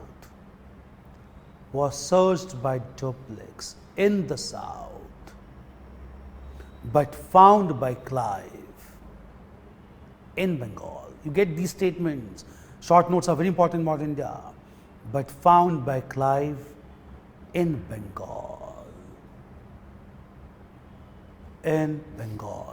Right. In this way, the conquest of Bengal assumes, the conquest of Bengal assumes huge implications for modern history, implications for modern history. Modern history, clear? Therefore, conquest of Bengal is a very important topic. It was basically because of resources, both men and material of Bengal, that tilted the whole scale in favor of French, in favor of British against the French. 3 Carnatic Wars, treaties also, clear? All these Carnatic Wars result into European monopoly of the British East India Company over Indian territory, clear? Now with this we'll move on to the British conquest of the most prosperous province of Bengal, that proved to be highly decisive in modern Indian history, clear? That the next heading as the British conquest of Bengal. The British conquest of Bengal.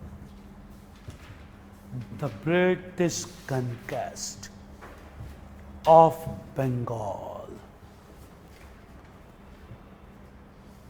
Conquest of Bengal. Now just understand first, clear?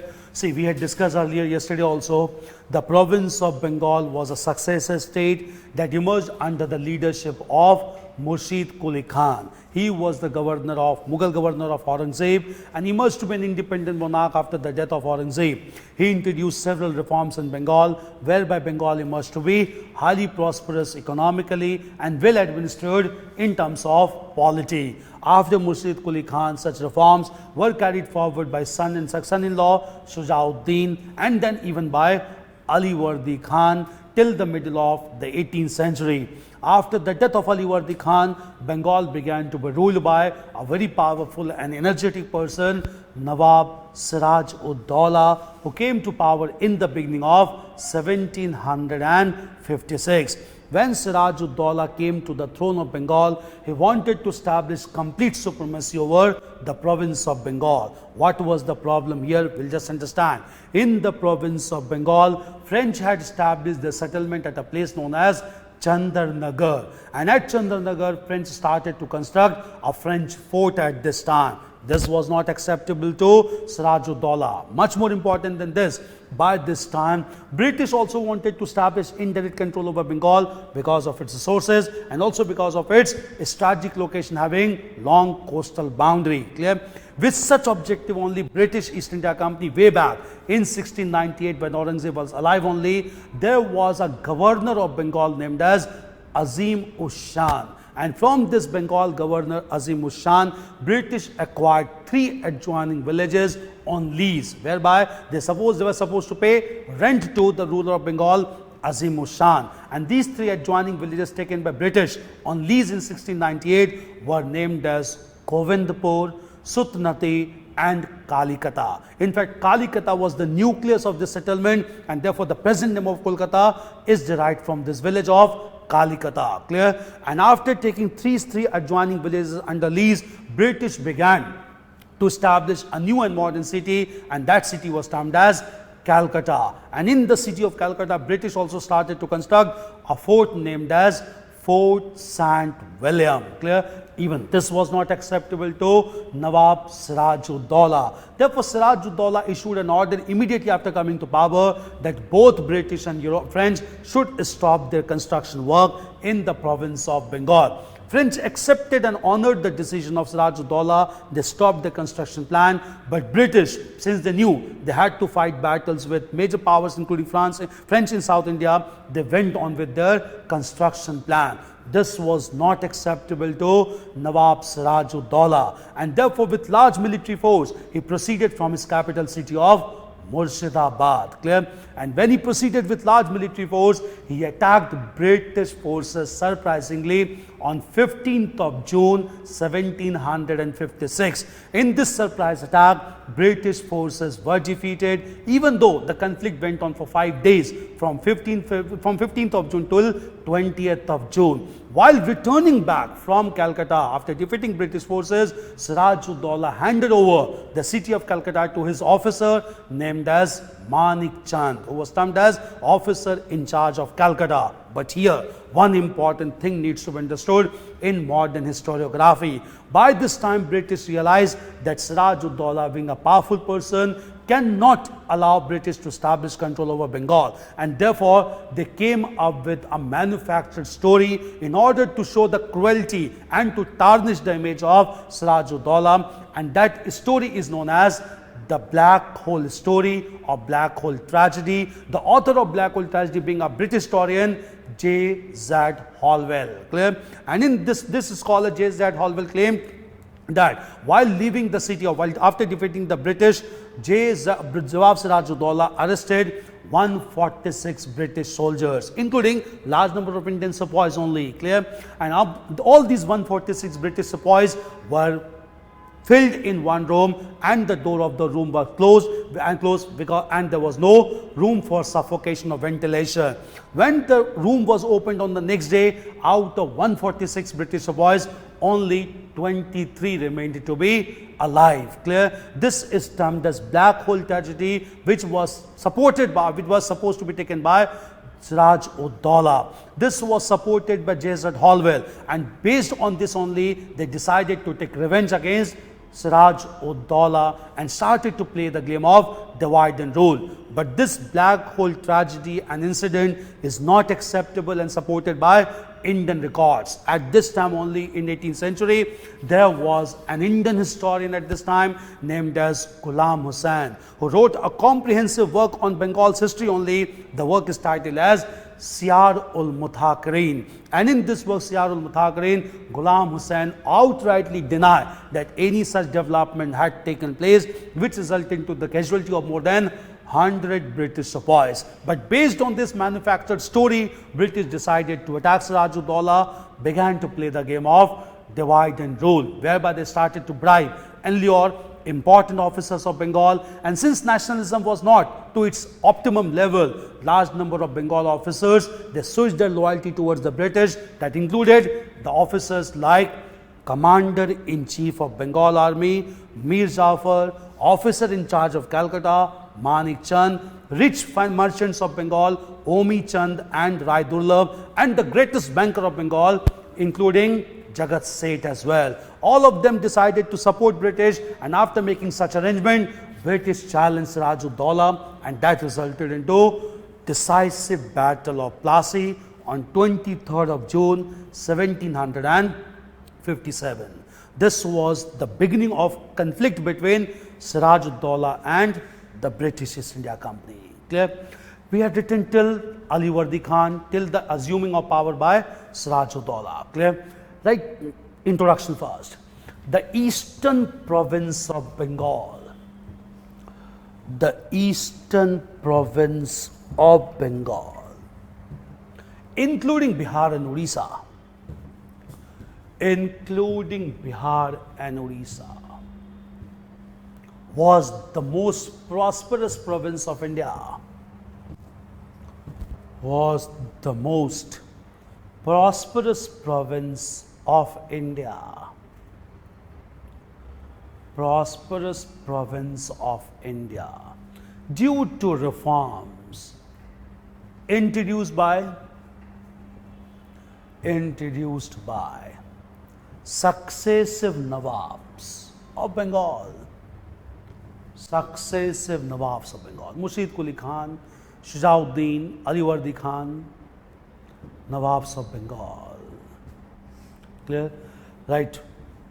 By the middle of the 18th century,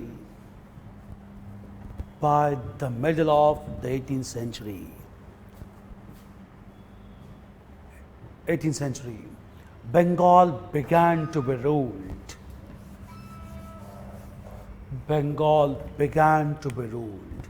By Nawab Siraj-ud-Daulah. Nawab Siraj-ud-Daulah, who was a young and energetic person.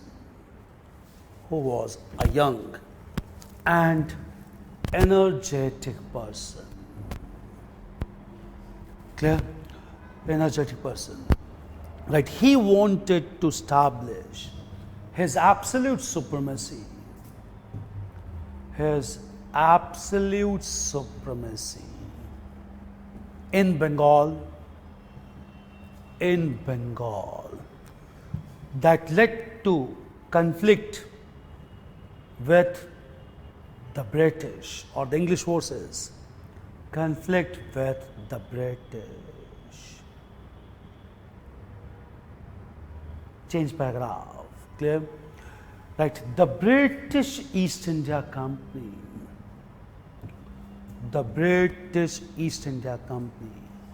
took three adjoining villages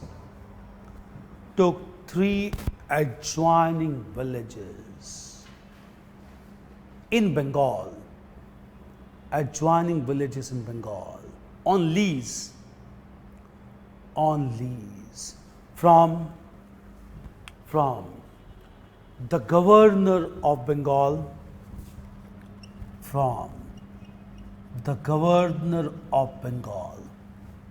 Azim Ushan, governor of Bengal, Azim Ushan, in 1698. They were supposed to pay rent on this. 1698. Clear? Like these three adjoining villages were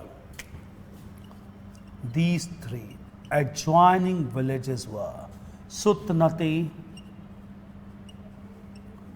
Govindpur, and Kalikata. Sutnati, Govindpur, and Kalikata, which were clubbed together to establish the modern city of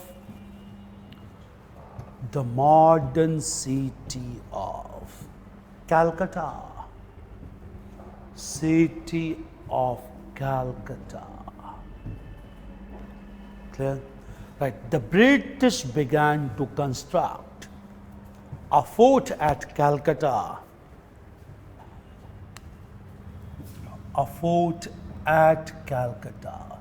named as Fort St. William. Clear?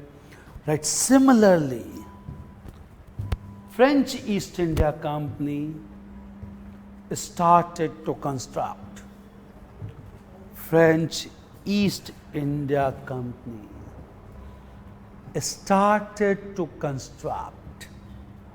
Fort at Chandarnagar. Change paragraph. Like Nawab Sirajuddaula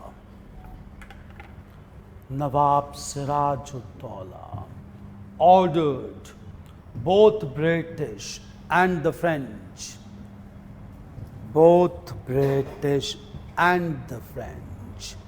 to stop the construction work.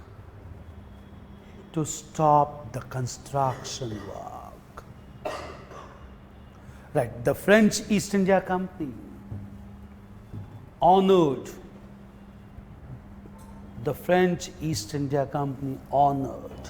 the order of the Nawab,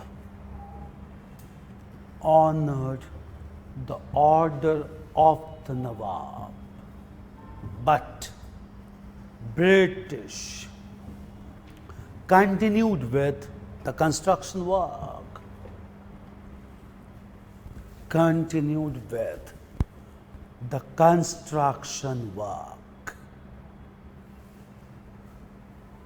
Okay.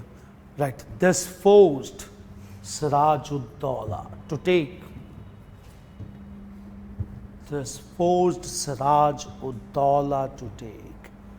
military action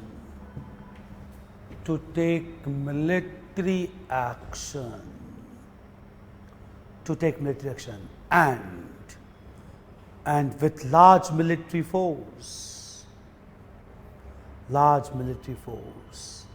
attacked the British at Calcutta.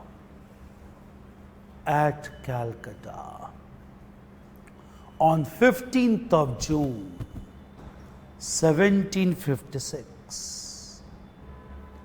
1756. Clear? Right. After defeating the British forces, after defeating the British forces, Siraj-ud-Dawla handed the city of Calcutta,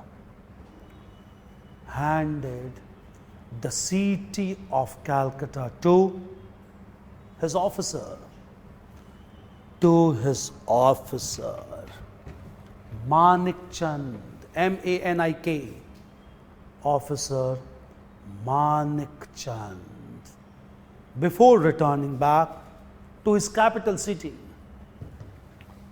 Before returning back to his capital city of Murshidabad. Capital city of Murshidabad. Murshidabad. Clear? Change paragraph. Right. Related to the defeat of the British. Defeat of the British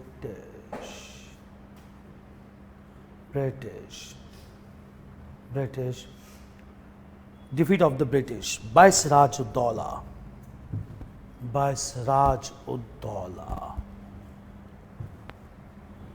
British historian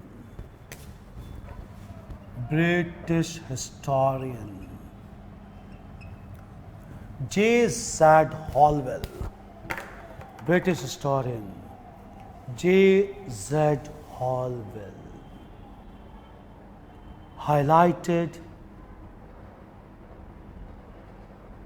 an incident known as, the incident termed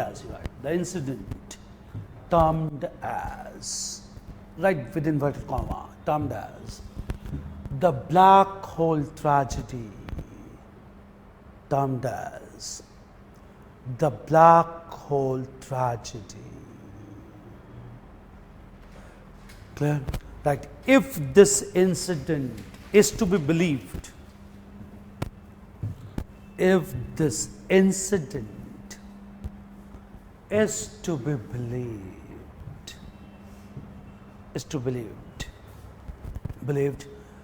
Siraj-ud-Dawla imprisoned 146 British soldiers who were confined in a single room.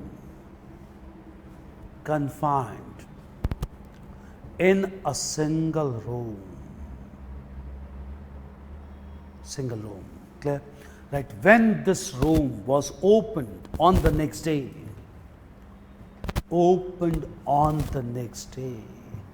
only 23 soldiers were alive.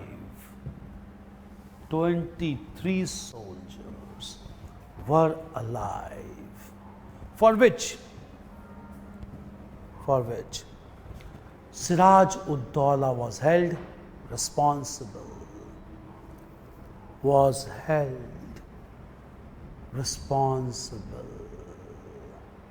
Holwell was a survivor or historian? Clear? Clear? Yeah, some of them who survived, they narrated the story. Clear? But this tragedy is largely mentioned by J.Z. Holwell. Clear?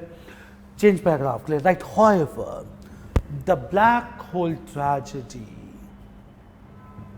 is not supported by the most contemporary historical account, not supported by the most important historical account of Bengal, titled as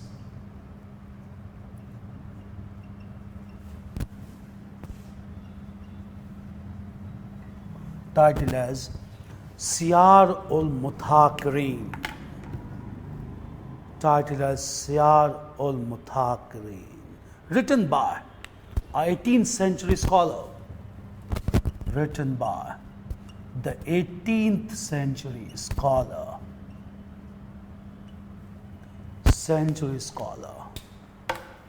Ghulam Hussain. A scholar, Ghulam Hussain. Right, according to this work,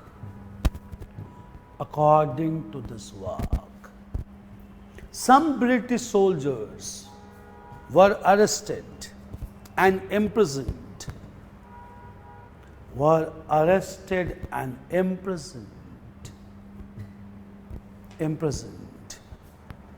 By forces of Bengal.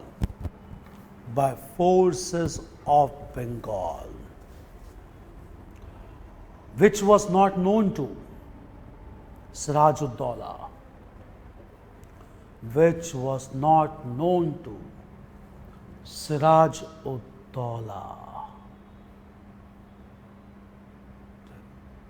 Right, some casualty also took place, but Siraj-ud-Dawla cannot be held responsible.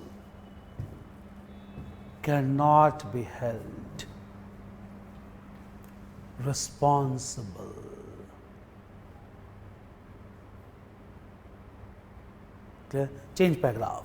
Right, the black hole tragedy was advocated to tarnish the image.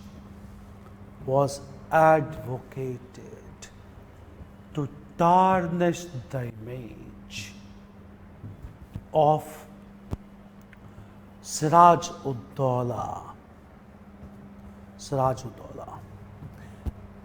And create viable reasons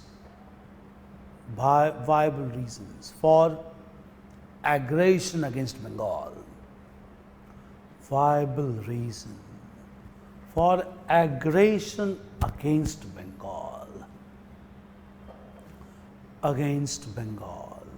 Change paragraph. Right, the British East India Company, headed by its governor,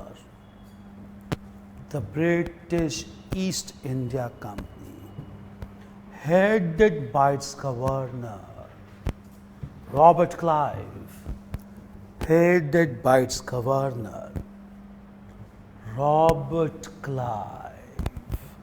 started the policy of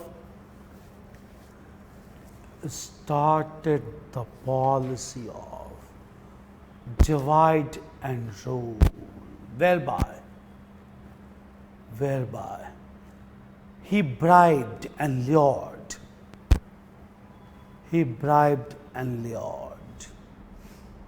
several officers of Bengal,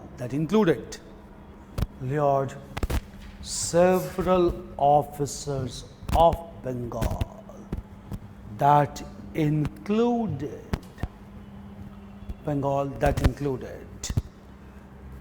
the Commander-in-Chief of Bengal Force,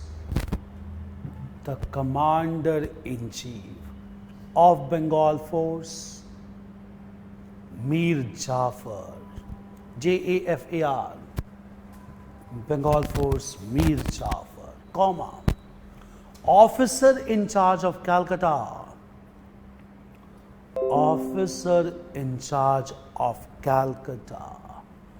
Manik Chand,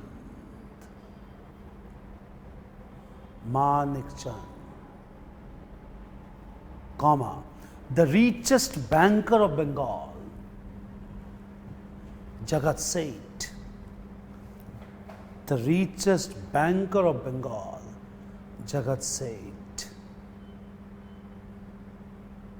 and rich merchants of Bengal, Omi Chand, OMI, merchants of Bengal, Omi Chand and Rai Durlabh. Omi Chand, OMI, CHAND, and Rai Durlabh, RAI D-U-R-L-A-B-H, Raidurlabh. Clear? Right. After making such arrangement,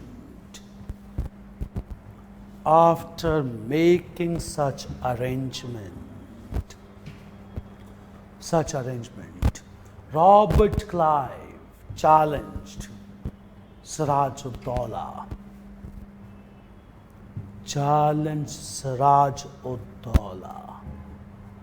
That resulted into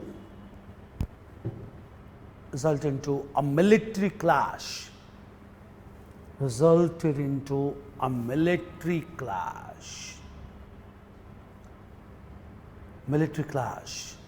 On 23rd of June, 1757, in the battlefield of Plassey.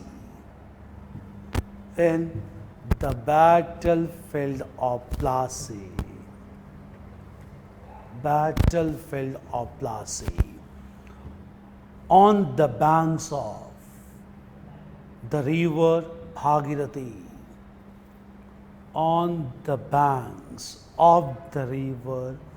Bhagirathi. Near Murshidabad. All informations are important. Near Murshidabad. Clear? Right. In this battle, large section of Bengal army did not fight. Due to the betrayal of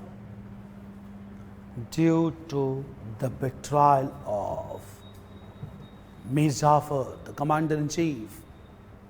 Betrayal of Mir Jafar. Clear?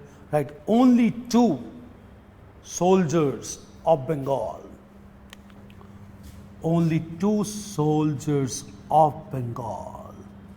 Mir Madan and Mohanlal.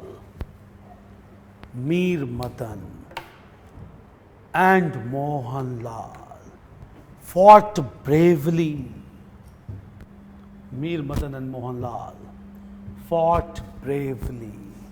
Against the British.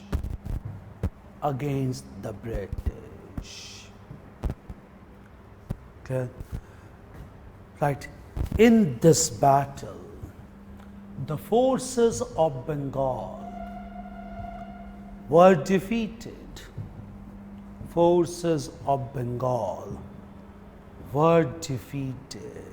But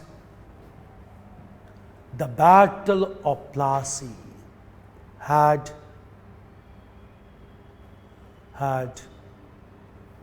huge implications.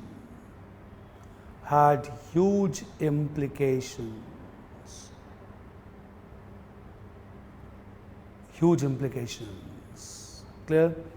Right. It was immediately anticipated by a Bengali poet.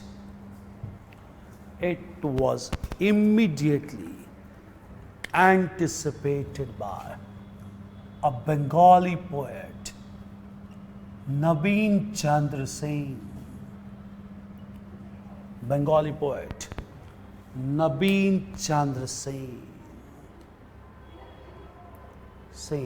As he claimed that a night, right with inverted comma from here, that a night of eternal gloom, permanent,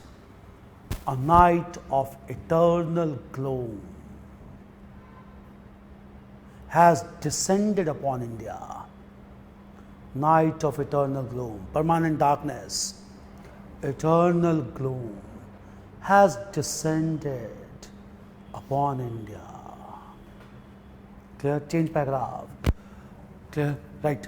A modern historian of India.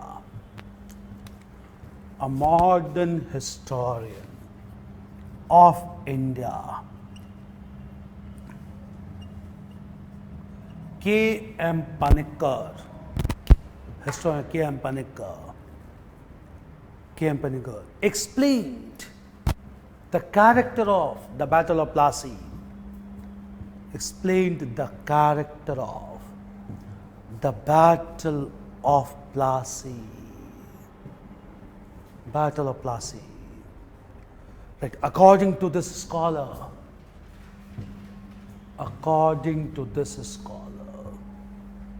this battle was not a military clash. This battle was not a military clash, as large section of Bengal army abstained from fighting under Mir Jafar. Fighting under Mir Jafar. Clear? Right. According to this scholar, this battle can be characterized as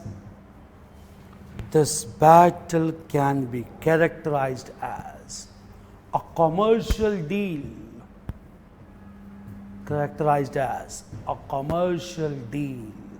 in which the rich merchants and bankers of Bengal,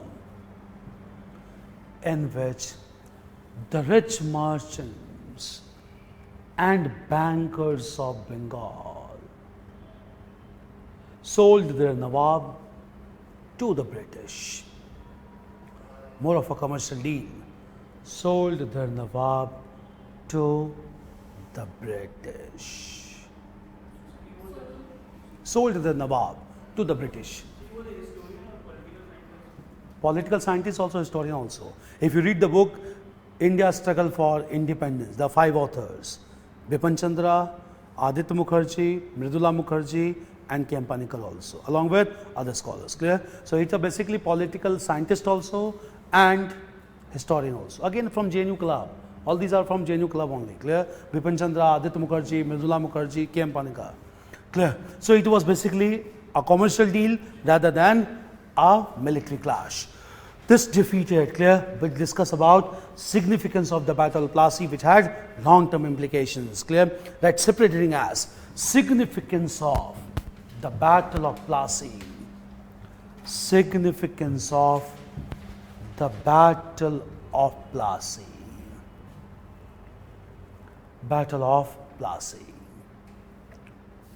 clear, right, the Battle of Plassey, the Battle of Plassey had huge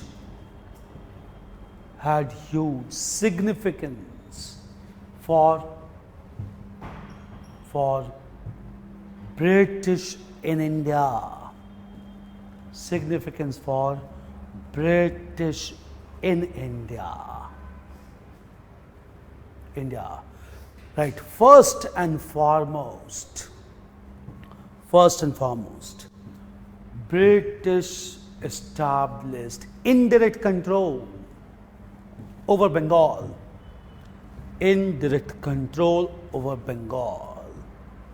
By nominating a puppet ruler.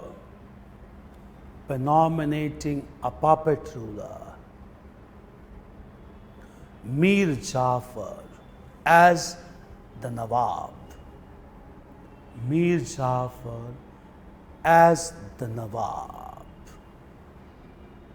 Nawab, clear? Right, British imposed a humiliating treaty on Bengal.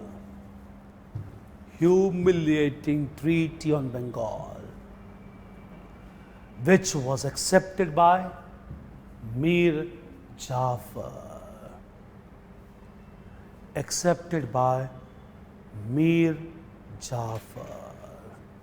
Clear? Right. According to this treaty,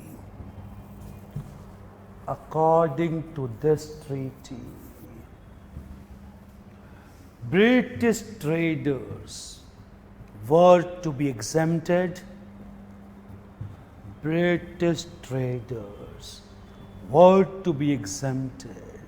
from the payment of trade tax, from the payment of the trade tax in Bengal, Bihar and Odisha. Bengal, Bihar and Odisha. Right here only, next sentence. Right, however, Indian traders were supposed to pay. Indian traders were supposed to pay the trade tax to the Nawab. Trade tax to the Nawab. Okay? Right. In order to ensure this exclusive privilege,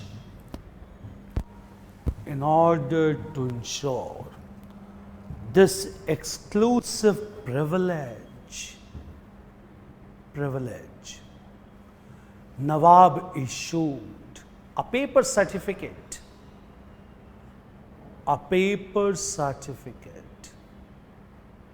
for the British traders,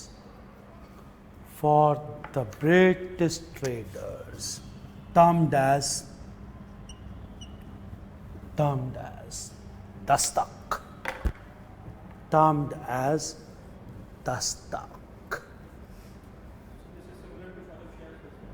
Same dastak, clear? Right. Beside, British acquired permanent ownership right.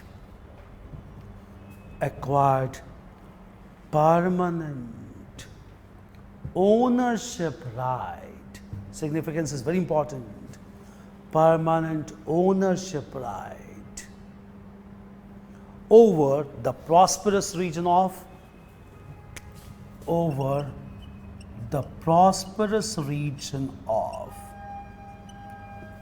24 Pargana in Bengal. Flourishing trade zone, 24 Pargana in Bengal. Clear? Right, finally, the most controversial, it was made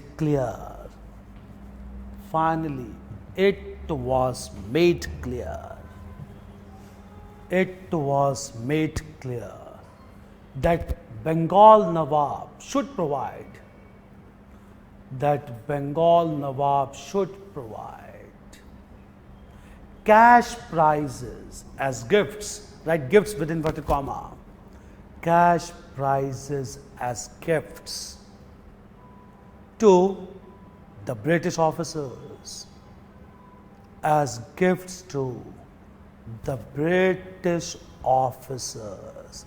Gifts once given cannot be taken back to British officers.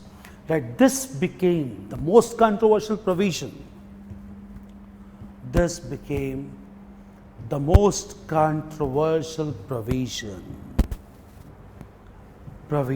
As British realized that Bengal Treasury is inexhaustible.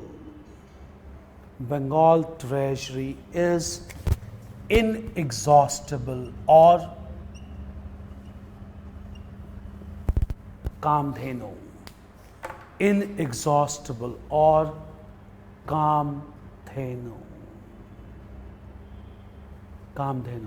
Now it had both long term and short term implications. Right, next paragraph. Right. In short term, the rich resources of Bengal,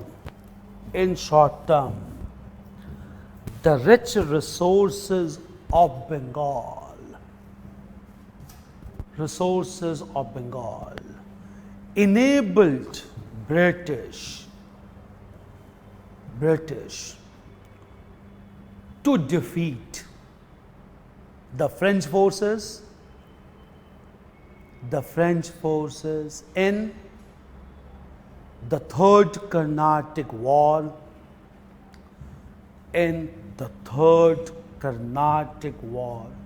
to establish their monopoly over India, to establish their trade monopoly over India. to establish their trade monopoly over India. This was first and major short-term implication. Right. The long-term significance for the British,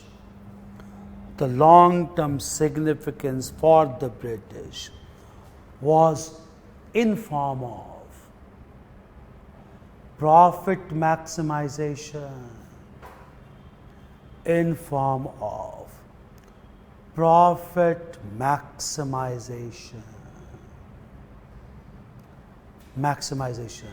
okay? Right, the British stopped the practice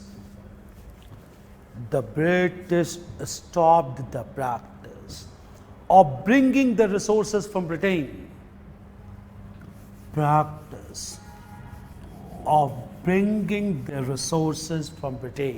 to purchase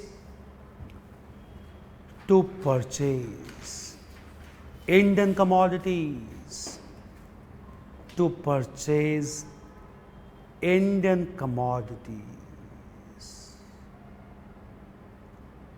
Clear? Right. They began to purchase Indian commodities from the resources of Bengal, which they termed as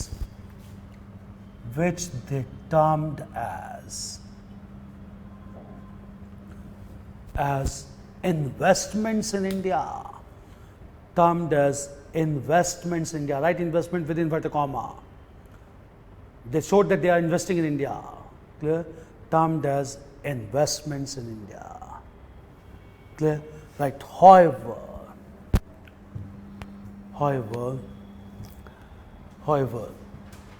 with such mechanism, British drained Indian resources,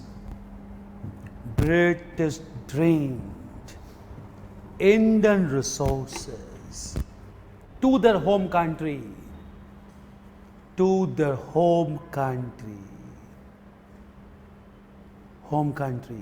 for which India did not receive,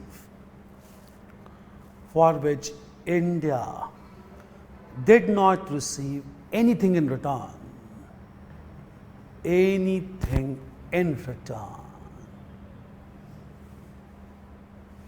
Okay?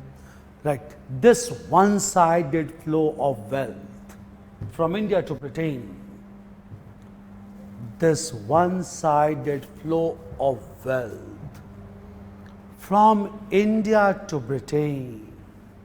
was explained by India's first economic thinker,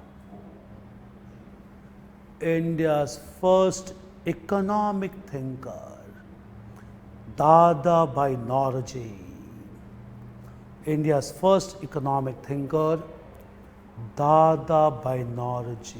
Through the theory of, right within inverted comma, drain of wealth.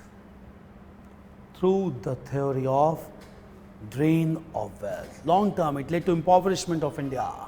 Clear? There were other significance of Battle of Plassey. You get questions, clear? It marked the end of medieval age and the beginning of modern age in Indian context. Clear?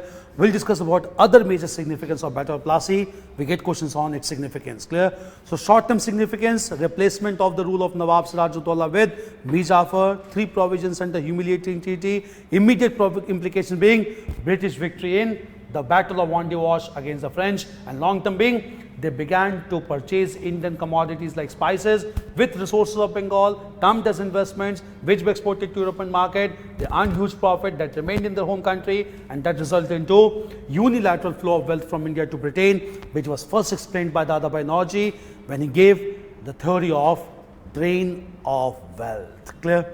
This was long-term significance of the Battle of Plassey for the British. Clear? We'll discuss about other significance of this battle. Clear? From here, we'll continue tomorrow. Clear? Tomorrow also we'll have 2 sessions. We'll start at 11 o'clock. Clear? Thank you.